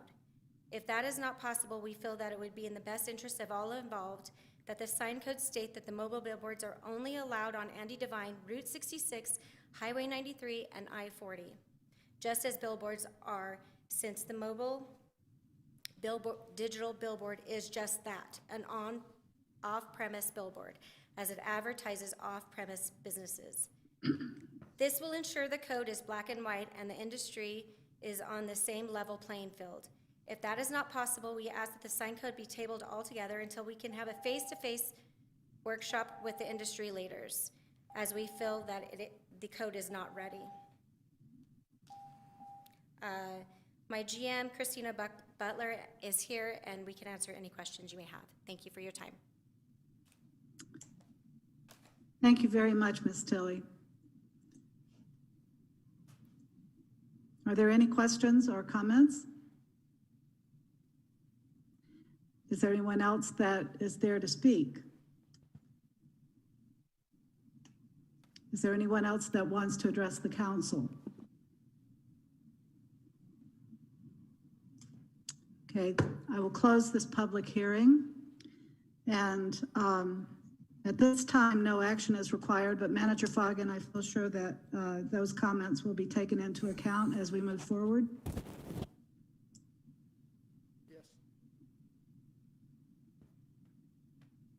Yes, ma'am. Okay. Thank you. Okay, is my link stable right now? Because I've had some instability. No, I was just wiping down the podium. Oh, So, okay. sorry, it just took me a minute to get back to a microphone. That's fine, that's fine. Okay, well, thank you very much for that and for the public comment. We'll move on to item E, adopt a public notice for a public meeting to be held on April 20th, 2021 to increase sanitation rates for residential and commercial services. The city hired Wildan Financial Services on December 2018 to perform a solid waste rate study in May 2020. City staff shared the results of the rate study and staff's recommended service level and rate increase with council. At such time, council requested that customers be surveyed as to which service level was preferred. The survey's results were shared with the council in January 2021. These results and staff recommendations were presented to the Municipal Utilities Commission on January 28th. MUC voted unanimously to recommend to the council staff's recommended service level and rate increase. Staff recommends adopting a public notice to hold a public meeting to increase sanitation fees for residential and commercial services. Manager Foggen. Thank you, Mayor. As the council knows, this is something that we have been working on for quite some time in an effort to kind of bring you up to speed. I believe Ms. Tina is prepared to speak to this, and we also have our consultant on the Zoom meeting. So, Ms. Tina? Thank you, Mr. Foggen, and thank you, Mayor and Council. And actually, Kevin Burnett of Wildan Financial Services is going to speak mostly to this. We have been working with Kevin of Wildan and Pat Walker of Pat Walker Consulting for quite some time now, but we are nearing the final stages of this process, which means that we have conducted customer surveys, we have shared the results with the council of the study. We have also taken city staff's recommendation for level of service and rate increases to the Municipal Utilities Commission, which also recommended those same levels of service. So tonight, Kevin is going to share a very brief presentation providing an overview of our sanitation rate study and the recommended level of service with the rate increases, as well as next steps. Kevin? Thank you. Thanks, Tina. Let's see. Oops.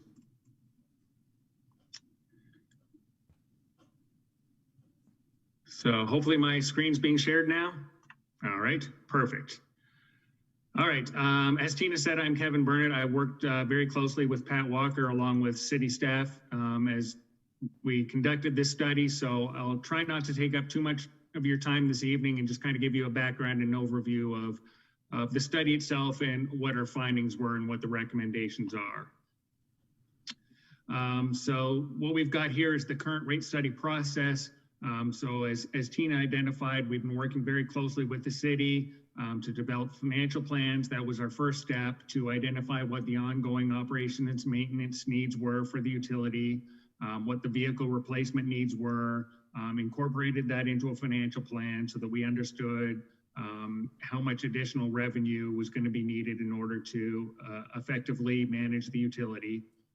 City staff then performed a cost of service analysis. So that's where they took a deeper dive to see what does it actually cost us to provide service to the residential customer class? What does it cost us to provide service to the commercial customer class? And within the commercial customer class, there's different size bins that get picked up and different frequencies. So what does it cost for us to actually serve each of these individual customers? We factored that into the financial plans. So we updated the financial plans. Once we had a base financial plan developed, then we started looking at some different alternatives in terms of recycling, the drop-off recycling, the frequency of pickups. As Tina mentioned, the city conducted a survey of the residents to get different ideas on the different options. And then we reviewed the findings with Muck and got their recommendation. So in terms of the financial plan, one thing that we want to make clear at the outset is that there's a difference between a revenue increase and a rate increase. And often those two concepts are used interchangeably. So we wanted to kind of set the stage a little bit at the beginning here. So a revenue increase is how much additional revenue the utility needs in order to operate efficiently and meet their targets. So that tells us that we need 10% more revenue or we need 5% more revenue. A rate increase, by contrast, is how the individual customer is impacted. So depending upon how many times their trash is collected every week, the size of their bin that they have, the revenue increase isn't necessarily going to be the same as a rate increase. And we'll see that in a couple of slides. So just wanted to set the stage with that. As we looked at the solid waste financial plan, we determined that additional revenue was needed to replace the aging fleet, meet increasing operational costs. The city's utility, just like in our own households, things cost more going forward. So we needed additional revenue to keep up with those ongoing costs. And then we had some targeted reserve levels that the city had identified to make sure that there was enough cash on hand to pay bills if there was an issue that happened with one of the trucks, some of the fleet, that the city has money available to take care of those unexpected costs. We talked about some different scenarios that we addressed with the public. So there were 4 different scenarios that were evaluated. The first one was to maintain the current level of service, so keep doing what you're doing today. Option 2 was to keep doing what you're doing today, but add drop-off recycling as an option. The third was to reduce the current level of service to once a week collection as opposed to 2 times a week. And then option 4 was another variation where the current level of service would change to 1 time a week, but we would also have the drop-off recycling available. As we moved into the rate structures themselves, so rates were updated to reflect cost of service. So this is where we took the city's data where they identified how much does it cost to serve each customer class so that we made sure that we had an appropriate matching between what we're charging our customers and the cost that the city incurs to serve said customers. And then we also wanted to make sure that we incorporated the 10-year vehicle rotation program to make sure that we were replacing the aging fleet. so that we didn't incur unnecessary maintenance costs because the fleet was getting old. Oops. So here's what the costs are for the 4 different options. So this is where we get into the revenue increase versus rate increase that I touched on a couple slides ago. So the first option here was maintain the current level of service. So the financial plan said we needed 2% more revenue in fiscal year 21, 3% more revenue in 22, and then between 3 and 3.5% more revenue each year between 23 and 25. What that translated to in terms of rates, once we went through the cost of service and made sure that each customer class was paying their share, we identified that in 2021, residential customers did not need an increase. So their current bill would stay the same at $19.78. Once we went into 22, 23, 24, 25, in that case, we're not proposing to change the rate structure anymore. So in that case, it's an across-the-board increase to the rates that are adopted in the first year. So in that case, we do have a revenue increase that equals the rate increase. On the commercial side, based on our review of the cost of service and what it costs to serve the commercial class, in that case, in fiscal year 21, it was identified that the commercial rates needed to go up by 34.8%. So again, that gets into that difference between a rate increase versus a revenue increase. And then again, on the commercial side, once we got into years 2 and beyond, we weren't proposing to change the rate structure at that point. It was just going to be an across the board matching of what the revenue, additional revenue needs are. So option 2 was looking at the current level of service plus drop-off recycling. So we had some different rate increases, revenue increases projected there because it was a different level of service, a little bit higher in the first year there to incorporate the drop-off recycling. Once we got into the once-a-week collection, we had a change in level of service again, less collections per week, so the first year revenue increases were a little bit lower in those years. And then you can see how it affected the different customer classes through that.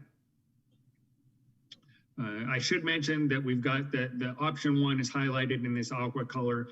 That was the option that as consultants we felt was best suited for the city, and that's the staff recommended option as well, was option 1, maintain the current level of service.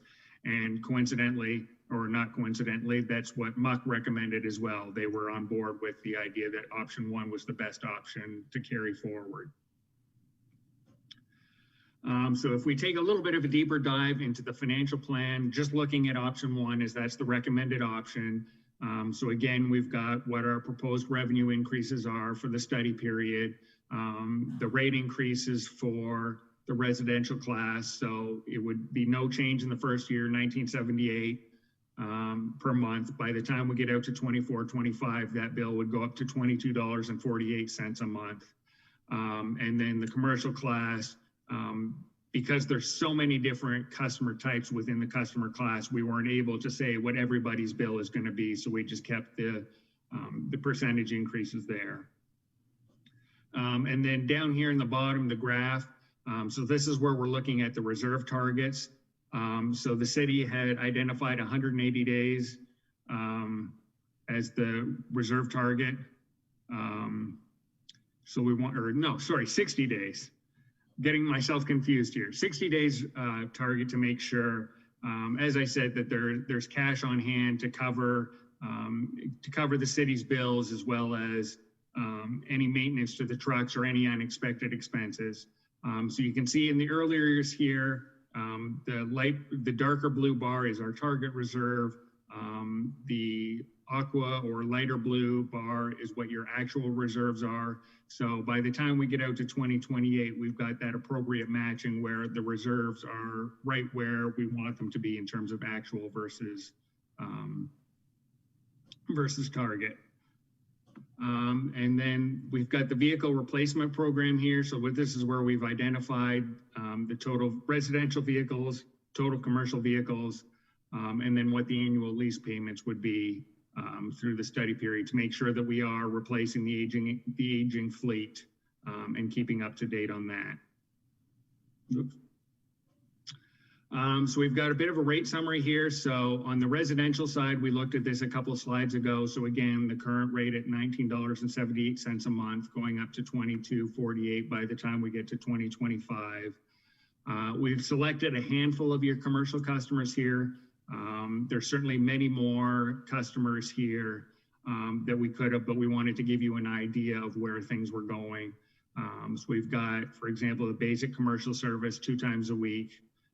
There's 381 customers getting that service. So their bill would go from $12.36 up to $16.66 and then up to $18.93 by 2025. And then we've got 300 gallon, 1.5 cubic yard, 3 cubic yard, 3 cubic yard, and then all others here. So within the report itself, when we deliver that to council, it's got each individual customer identified and what their monthly bill would be. The residential extra trash, currently we're at $15 per load. We're recommending that go up to $25, and then it would increase in the future based on that same revenue increase that we've shown on the previous slides. The commercial extra trash, you currently provide that service at $18.75, and the recommendation is to discontinue that going forward. We'll move on to a comparison to our neighbors. So we always want to caveat this. It's something that's of interest to the public, to the city council, to staff. The difficulty in doing this is it's very hard to find an exact apples to apples comparison when looking at what your service is compared to others. Are you collecting at the same number of times per week? How old is the fleet? What's the size of the customer base? So all of those factors go into the rate comparisons. But with that said, what we've got here is some of your neighbors, and we've identified whether it's private or public, what the current residential rate is, whether they offer curbside recycling or not, drop-off recycling or not, the frequency of the pickup. And then we also identified some of the private haulers, Bulldog, Waste Management, and West Side, and what their current residential rate and the level of services that they provide. So with that, we've identified the next steps as having a public meeting on April 20th, and then with council approval, the new rates would go into effect July 1. So with that, if you have any questions, I'm happy to try and address them. Thank you, Mr. Burnett. Are there questions for Mr. Burnett? Mayor, I have one, please. Please go ahead, Councilor Nelson. Thank you. On your rate summary, you were showing that the commercial is at the, what was it, $12.36.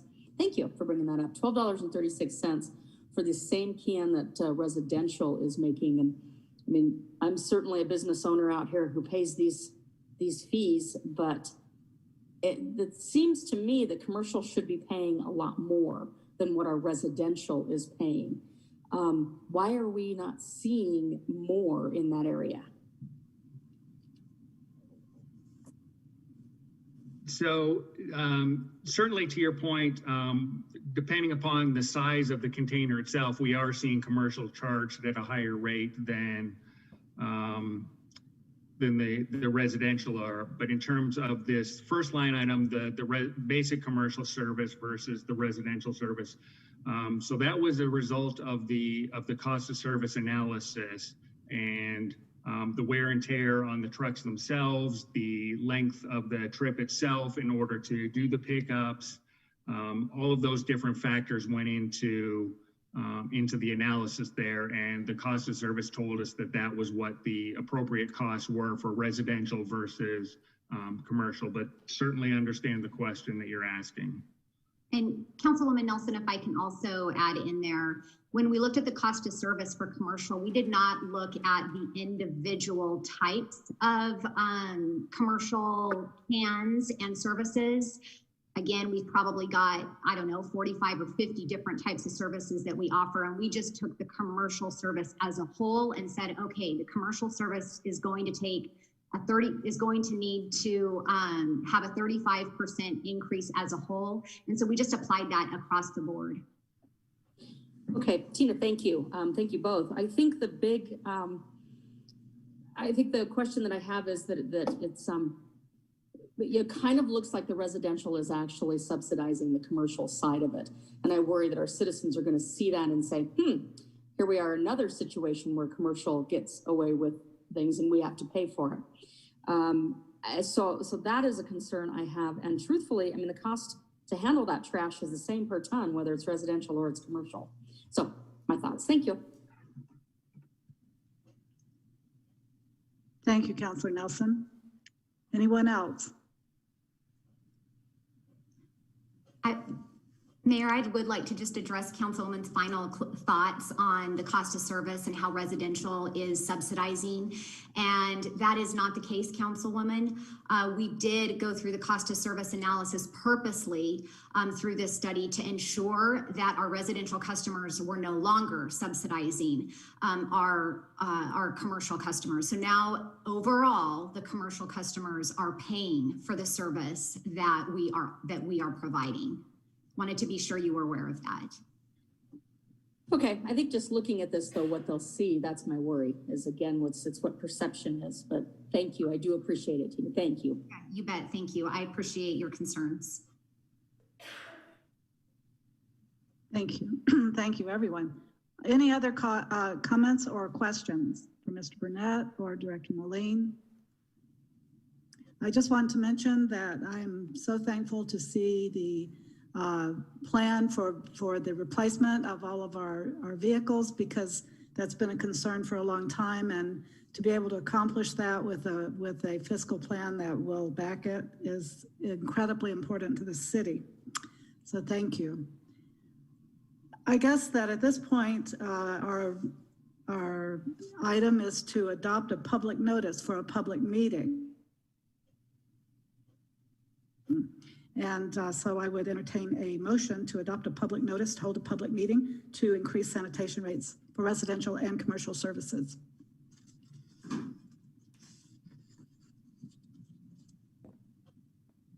I'll move that we hold a public hearing for this. Increase sanitation prices. Thank you. Is there a second? I'll second that. Mayor, we have a second from Councilor Walker. Thank you. I really couldn't hear that, so thank you very much. We have a motion and a second. All in favor, say aye. Aye. Aye. Aye. Any opposed, like sign? Motion carries unanimously.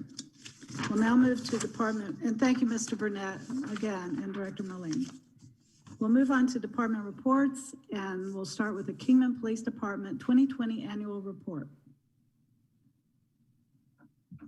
Thank you, Mayor, Council. Can everybody see the screen? Is everybody able to see the PowerPoint?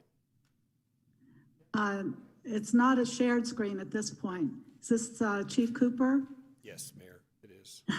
It's not shared at this point. I may need assistance, Andy. Okay. I'm going to text them. Thanks, girls, for your support.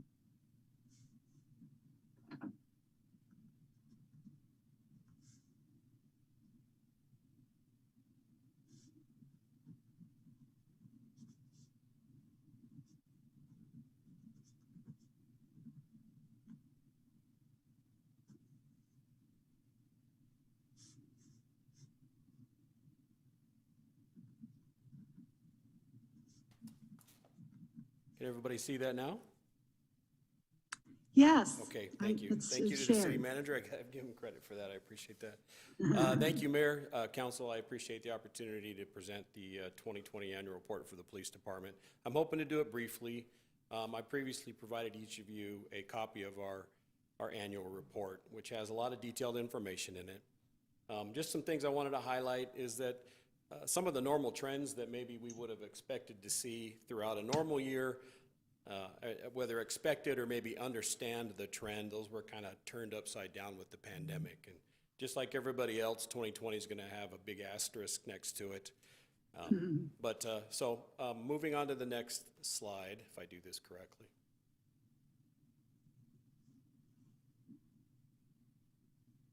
Not quite.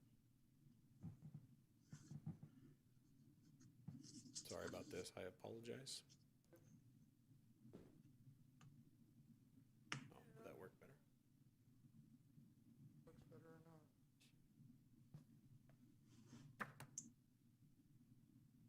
There we go. Which one did you use? Okay, all right. So this slide, obviously you have a hard time reading it, but some of the things that I just wanted to point out is that our overall calls for service, we saw a decrease, and it's the second year in a row that we've seen a decrease in calls for service. And normally I would like to attribute that to people behaving better, lower crime rates, and I'm hoping that may be some of it, but I can specifically attribute it to we had some staffing shortages and we're making adjustments with that on top of the pandemic. And there was a 4-month period there where I directed my team to stop all proactive efforts. And that's as a state, as a city, we were trying to get our hands around what this pandemic was doing for safety of everybody involved. So those factors I know impacted our calls for service, because out of those proactive contacts, those are traffic stops, those are field interviews on the side of the street, and they turn into other incidents, and we locate fugitives, and we locate other crimes in progress, and I know that had some impact on that as well. Some of the criminal statistics that I feel that are important just to mention that were somewhat surprising were that our thefts were down, but our robberies were up. So it's important, I think, just to explain the reason for that is a theft can turn into a robbery when someone uses force, either to finish the theft or to try to get away. And we did see an increase of that. There was an increase in assaults against officers, and I can attribute a portion of that to what everybody was experiencing throughout 2020, which are the stressors and the issues that we're facing in society in general and things that people were doing. So that was interesting. I was very surprised to see that our incidence of domestic violence went down significantly, while aggravated assaults went up. So, and we attribute the increase in aggravated assaults similar to what everybody else was facing throughout the year. People were having emotional stress, and there was anxieties. I'm sure that the increase in alcohol use and drug use attributed to that as well. But the significant decrease in domestic violence was a surprise. And what's concerning to me is that I don't know if overall domestic incidents were down or if it was just simply the reporting of domestic violences, though. This next slide just kind of shows our statistics with traffic citations and adult arrests. It's kind of continuing on with what we were faced with through the year. I'd like to think that the decrease in citations and warnings was because of people operating their vehicles and driver habits were increased, but I can attribute that also to the direction I gave staff to decrease proactive efforts unless it was significant or of a certain level. So I do say that speeding vehicle complaints is a constant for us, and we're always making adjustments. It was previously mentioned by Mr. McKee, and it's something that we're continuing to be aware of, and we address it. Recruitments, I'd like to just briefly speak about recruitment. Our goal is to recruit people and retain officers. It's been a challenge for law enforcement across the state. There's a lot of folks that are interested in law enforcement career, but very few are qualified. And it's something that the pandemic and things that we're faced with have impacted that as well. We currently have 7 positions that we're looking to fill. We have 4 people in the academy right now. And every time an officer resigns or doesn't always complete the training, it's significant cost, and it's something that we take very seriously. So our goal is ultimately to hire a qualified officer and retain that officer till we can get them to the point of retirement. Our detective division, which includes our detectives, it's our flex team, and also property and evidence section. They also had to modify staffing, but with the detectives that they're running with, they were still able to obtain a 78% positive clearance rate, which is something I'm very proud of them for doing. A lot of their cases, and they're spelled out in the report, were very significant. They're very involved and they were complex, and they were still able to effectively investigate and come to a conclusion or an arrest. So that was something that they have continued to do. Very proud of what they're doing. Our Magnet Task Force. Magnet is comprised of multiple agencies in our region. It's Sheriff's Office, the Highway Patrol, Lake Havasu City, Bullhead City, DEA, ATF, they're all part of our task force. The police department, Kingman Police Department, is primarily responsible for oversight. We provide a commander, we provide a detective, we provide an administrative assistant, as well as my support services administrator. Gosh, half of her time is committed to overseeing the grants and that we receive that fund that. So we have primary fiduciary oversight of Magnet, and we also provide the commander that oversees the operations, and it's been very successful. I just wanted to highlight that that task force was recognized for their work in 2019, and last year they were recognized as the outstanding task force of the year for the state of Arizona, as well as the task force commander of the year was awarded to then Lieutenant Joel Freed, and he's since been promoted to the deputy chief, one of my 2 deputy chiefs. Also, as a result of the work with the Magnet Task Force, we're moving forward with an opioid fatality review team. We're also part of the MSTEP group, and that's a program that's moving forward. It's almost active. And we also were instrumental, Joel Freed was, with the OD map. And it's something that we're working. We've partnered with our 911 dispatch center, Deanna McLeod, where we can have real-time information on overdoses occurring in the community and then send resources to try to address that. And it's a big concern right now with all the fentanyl and the counterfeit fentanyl pills that are out there. Mojave County-wide, we're seeing an increase in overdoses, and it's an ongoing concern. Some of our social media outlook, just briefly, our Facebook appears still to be our most popular. We're on Twitter. That Nextdoor app is a neighborhood social media platform where people in a specific neighborhood can communicate with each other, and we also have the ability to provide safety messages, and it appears to be very popular. And we're always trying to push out our app. We updated the app last year, and we're always putting information on there, but we're using it for immediate push notifications, especially in the weather event we just had 2 weeks ago or so. It works out very useful for that, or if we have a critical police activity somewhere, we can let people know to avoid the area. And of course, promotions. With the change of leadership this year, not just my position, but it came with promotions of some other very well qualified individuals that have been with the department for varying lengths of time. We didn't do the normal ceremony, the formal ceremony that we would like to do, so we kind of called them field promotions. If there was a group of us together for one thing or another, we would try to make it a special moment for that team member, just so they could remember the promotion because they were well done. But it was one of those casualties of COVID that we weren't able to put the usual celebration into that. And the same thing with retirement. And you might have noticed with Chief DeVries, we did a modified drive-through retirement celebration. When we had others retire, we did something similar. It wasn't drive-through, but we did a modified retirement for them. So I would just add this, that our community outreach was affected. We're still committed to that, and we did things like Coffee with Cops. We make ourselves available to the community, but moving forward to this year, I'm not anticipating those challenges are going to be gone, that we're going to be faced with some ongoing challenges, and I'm expecting new challenges with things that are on the horizon, but I'm looking forward to creative ways to continue with that outreach. Also, I have to thank my team for putting this report together. Tiffany Reed, my administrative secretary, puts a lot of time and effort into this every year, and it's something she looks forward to, so I have to thank her for that as well. So I would answer any questions. Just thank you for the time. Thank you, Chief. Thank you, Chief Cooper. And you have a wonderful team, and I appreciate your leadership, and thank you for the report. Is there any comment or questions for Chief Cooper from any of the council? Mayor? Yes, sir. Vice Mayor. Just once again want to thank Chief and all who serve under him for a great police force. We have a great community because of it. Thank you. We certainly do. Anyone else?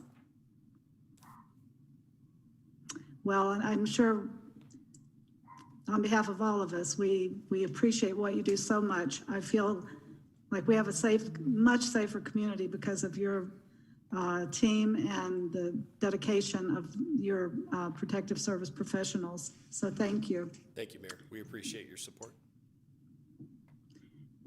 And now our final update will be the economic development update. Manager Foggin, I see Mr. Bratley there, or is it Mr. Kellogg? Well, it's actually going to be Mr. Kellogg from the great city of Havasu, I believe is where Gary's currently located at his house. Well, welcome, Mr. Kellogg. Thank you. It was either that or get home at midnight. So, okay, Mayor and members of the council, I only have 37 pages, so bear with me. I'm just kidding. Many hard acts to follow. I thought Chief Cooper's report was excellent. My thing this evening will be to update you on the City of Kingman economic development strategy. And as you know, Mayor, we adopted this in 2019, and we have used it as our guideline and our Bible to follow the team's actions and the moves that we make. We also use this in our weekly reports to Manager Foggin so that he knows where we are in the strategy. So one of the things, and I know that Councilman Staley remembers this, is that we promised religiously that we would not shelve this document because a lot of work went into it. And so this is looked at almost every single week, and certainly every month, to make sure where we are with the strategy. So I'm going to walk you through real quick and just highlight a number of the things that that have been accomplished. There were 25 different strategies that the consultant had given us to look at. And so we adopted the vision and the economic development goals right off the bat. And those, the other thing is we established and empowered action teams. We formed the Economic Development Advisory Commission. We then looked at and how could we assist and help the Main Street Group, the City of Kingman's Chamber of Commerce, and one of the partners that has really become important in all this was the SBDC, the Small Business Group from MCC. And so with that, what my team has done, and that team is online tonight for any questions, and that's Bennett Bradley and Sylvia Schaefer, both who are managers, economic development. Bennett really handles the industrial park. Sylvia handles the business and commercial retention and retail. Josh handles the tourism. And then Bill Schilling, who does our community work for us and also grant writing. The other thing was to strengthen the communication with the community. So right off the bat, you know, we had a Facebook presence with our tourism, but we did not have a Facebook presence with our economic development. So 6 months ago, we set up and developed that, and this was a good team cooperation. But with that now, we have made ourselves a regular presence. We monitor it continually to make sure the data is fresh and up to date. So we also reach out and try to participate in any organizations. We get a call from Rotary to update them on what's happening, you know, certainly on the economic development side. We make sure that we make those meetings. During the last year on this was be our strategy for leadership and team building for during the last year, we attended as many conferences we could. The real part is, as all of you know, that COVID really presented some real challenges there. So we literally did everything virtually. And so we attend regularly the Arizona Commerce Authority, the Association of Economic Developers, and most recently we participated in the Las Vegas Economic Development Annual Update webinar. And that's so that we make sure that we know what our friends in Las Vegas are doing, because that certainly has an effect on us. The other thing was Strategy 5, improve the first impressions. We embarked on the facade grant, and that has been the pet of Sylvia Schaefer, and she's done a great job with that to improve the looks of buildings downtown. And then Strategy 6 was, as you remember, planning and zoning was then under economic development, was to develop the new planning and zoning code, which you all got a good taste of tonight. Again, the team member that was involved very deeply with this was Sylvia. She was there for a lot of good advice, so she could wear both her economic development hat and her planning and zoning hat. So certainly a hat off to her on that one. Increase and stabilize the city's revenue by helping build the tax code. And this year, we're happy to say staff was successful along with our consultant in landing Cal Ranch, which you're going to hear a grand opening in the near future here. Culver's, Filibritos, Dutch Brothers, and one of the really nice ones too was the recent announcement of Harbor Freight. Harbor Freight started almost 3 years ago, and so that has taken all that time to nurture that, but it's here now. The other thing is with Strategy 8, expand staff and supplement economic development marketing budget. We had hired an administrative coordinator at the industrial park and an economic development manager specializing in commercial and retail, that being Sylvia, brought her out of the planning department there. We also had the branding contract that we awarded to GEO in 2019. And this process is instrumental in really creating the new city logo. And as you have seen it in council chambers and everywhere else, we have really utilized that. We hired the retail consultant specialist who was hired to help with national recruitment. And that was one of the ongoing contracts that you approved earlier this evening. The Strength for Economic Development team, we made great strides with our retail recruitment in Industrial Park. And this year, we also evaluated, we're looking at something, because one of the things that this team has really looked closely at is how do we handle things post-COVID? And I know that Manager Foggin has said, prepare yourself, that, it's going to change. And so we're looking at the possibility of establishing a special events and tourism coordinator to help us with this. So we can really focus in on where we need to hit that thing, the road running after post-COVID. Prepare Kingman's industrial real estate. The staff has organized all the city-owned industrial property. Staff has also worked with brokers to organize the list of privately owned property with industrial potential. We market these properties on our ED website, which is the Kingman website, choosekingman.com. And we also have a marketing brochures, and so we include that as a part of our packages in talking to our industrial customers. Growing the talent pipeline and skills to support Kingman's economic future. Since the concept was developed, we have been taking active part in the Mojave Community College, and that is the Manufacturing Training Center. It is certainly the key to Kingman, and it is key to the entire county. And the other thing is, we've also worked very closely with CAMA, and also one of the most important things too, we established a relationship with Local First Arizona. And with this group, they have developed the Young Professionals Group. It was initially aimed at manufacturing, but now we're going to really kind of broad brush that to get these young professionals together to also help us in the talent pipeline. What brought them here, what keeps them here. And so I think this is a great relationship that has been formed. We implement a focused and a well-funded marketing business attraction program that is supported with necessary data in the tools. Staff has put into place a printed brochure, a strong online presence.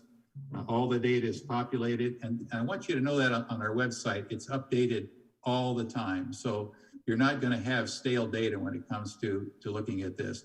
Site selectors come to us, they already probably know the questions they want to ask. They may even know the answers, but us keeping that data fresh on statistics for demographics, et cetera, is really important.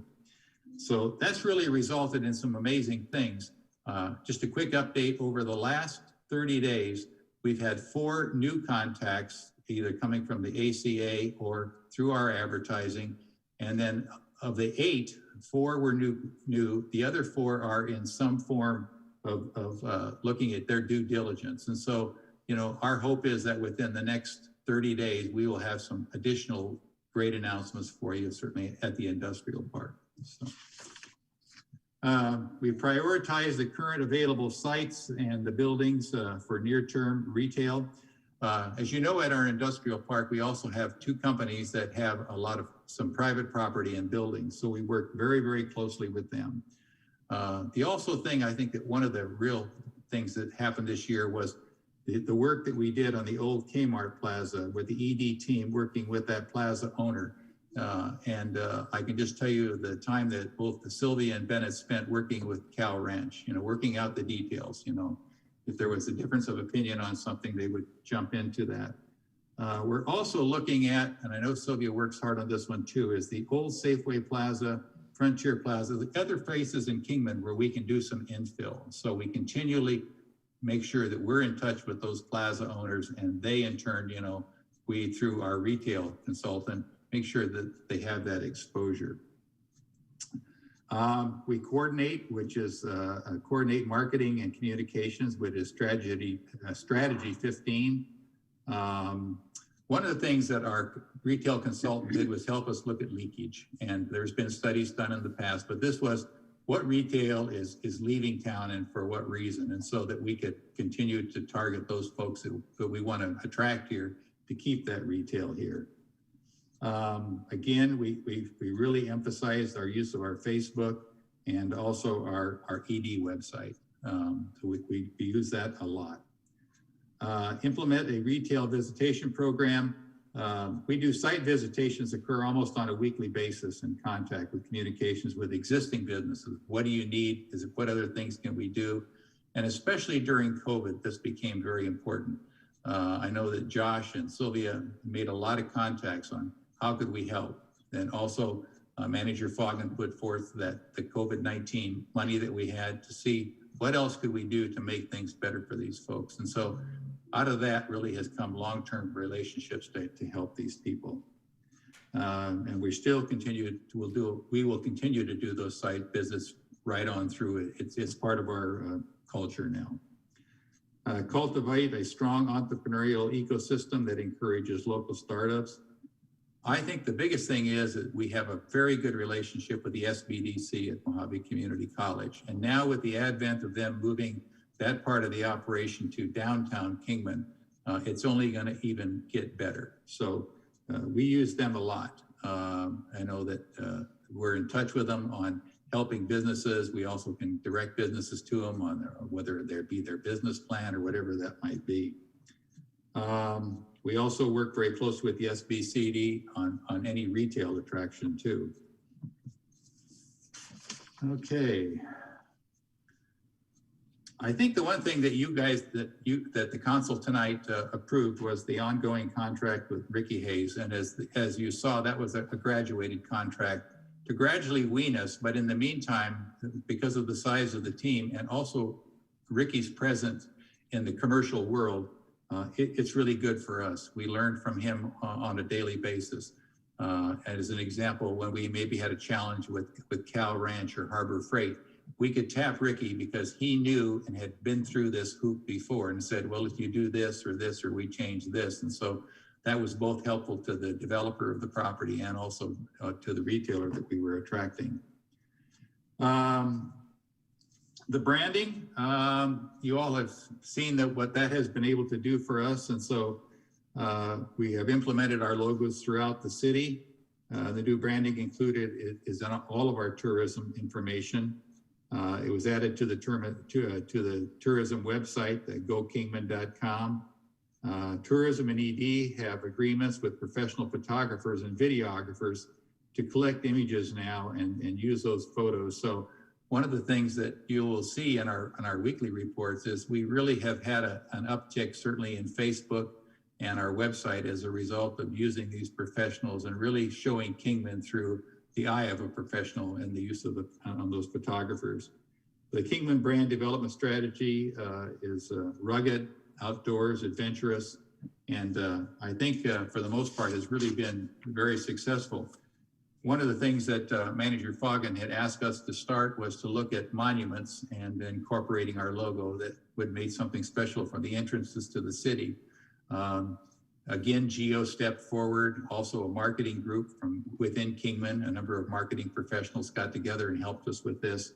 And now this is in the hands of Jack over at Public Works because of the folks that we're using for the downtown Main Street have expertise in this monument area. So we really lucked out. And so now they will take it to the next level so that when we get that done there. We implemented a community-wide hospitality program. You know, we're certainly looking at more ways to work with the hoteliers, and again, incorporating the SBDC into that. I just related the monument signs, and then the identify the top 5 visitor infrastructure projects to move forward on. So this complete the visitor center and the Route 66 monument signs, the drive-through shield, that contract has now been approved, and so that will go under construction. And so we are excited about that.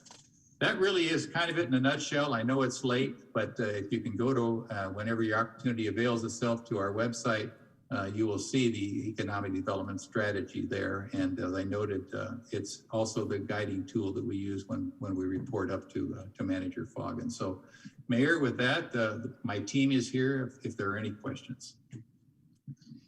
Thank you, Mr. Kellogg. I really like the way that all of the activities are aligned with the strategic topics that were developed last year. And it really does keep a good guide on all the actions that you're taking. Are there any questions or comments from council? I have one. Please go ahead, Councilor Staley. Mr. Kellogg, I just wanted to thank you and your team from the bottom of my heart for taking that document and running with it. I am really proud of your department's success, and I know that the public is very happy with the work you're doing. I am constantly hearing great feedback. They love the new stores, the new restaurants, just all the things that you've been able to accomplish just in what seems like a small amount of time. I just really appreciate it. I can't say that enough. So thank you so much. We really appreciate that comment. And thanks really goes to this great team. So they go that extra yard, and it's fun at the same time. So. And I love the partnerships that you have created with Chamber, Main Street, SBDC, and with the SBDC and Chamber aligning together downtown. That's going to be a very powerful spot for all of our business community, and right there close to the city. I'm looking in the powerhouse. I'm glad that synergy is going to take place. We've also teamed up with the county on this broadband issue, Mayor. So that's another area that will stay intimately involved, because broadband and the expansion of it is certainly important to our industrial area and to the airport. So, but we're part of that team too with the county. So excellent. Thank you. Thank you. Anyone else?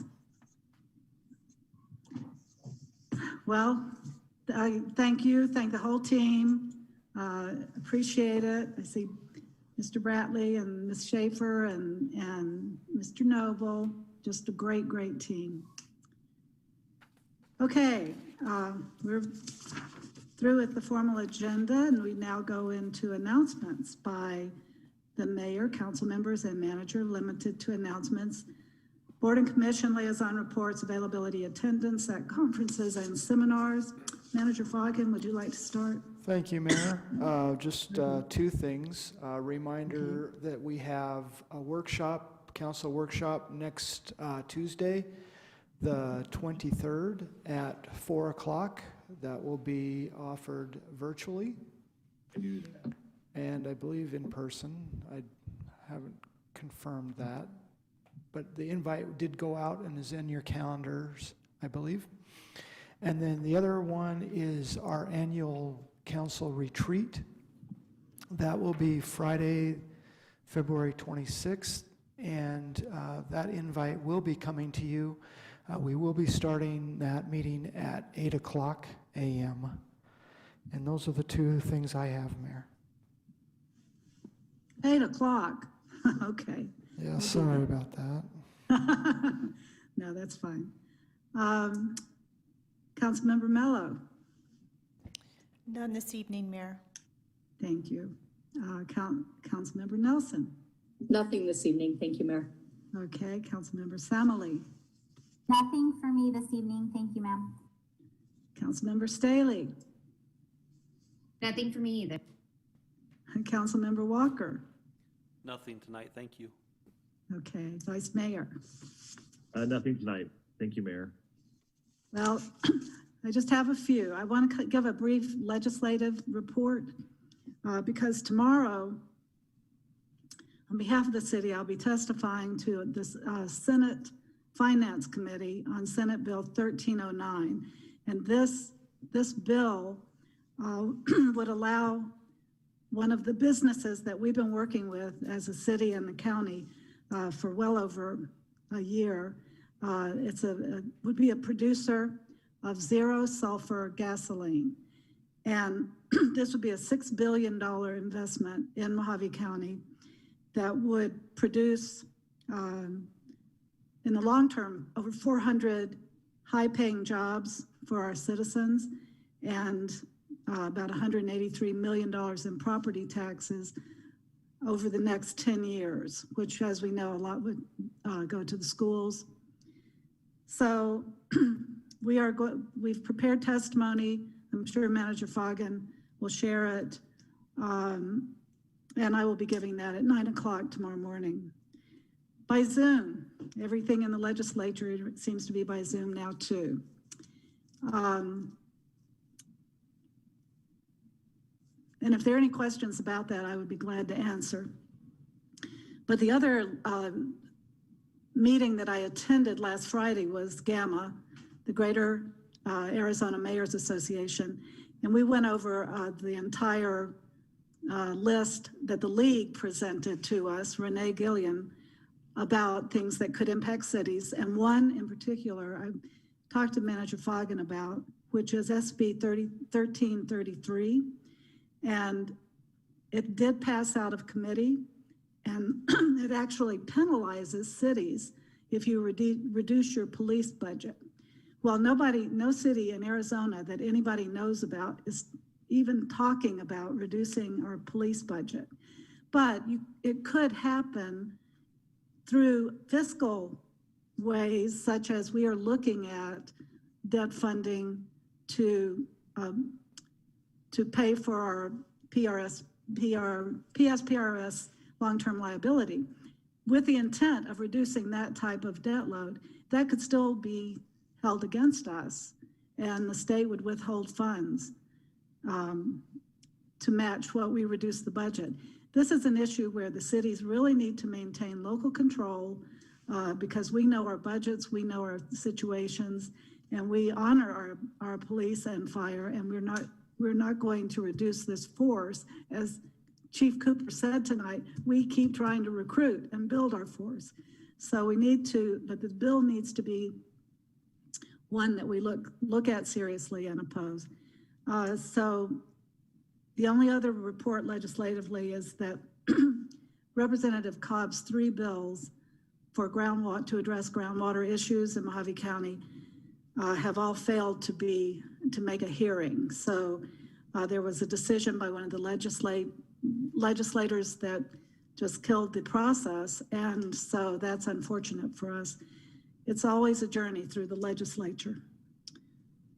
So that's it for the legislative. I did attend the Arizona at Work Youth Services Advisory Committee last week, a wonderful committee that was facilitated by Amy West, and they're just doing great things, considering how to serve our youth. And this coming week, actually this week, I'll be attending WACOG Executive Board meeting and several other meetings, but I'll report on those next time. But the big thing right now is the legislature is very intense as we all try to get through these bills. And so I appreciate the support and the interest in this manufacturing facility. It would be a great boon to the city of Kingman and Mojave County to have it locate here. And I also appreciate all the work that our economic development team has done working to help facilitate this facility coming into our region. So that's what I have. And so now I would move on to council requests for future reports and updates. Are there any requests for future reports and updates? Hearing none, I would entertain a motion to adjourn. I'll make that motion. Is there a second? I'll second that. Motion and a second to adjourn. All in favor, aye? Aye. This meeting is adjourned. Thank you very much. Have a great evening.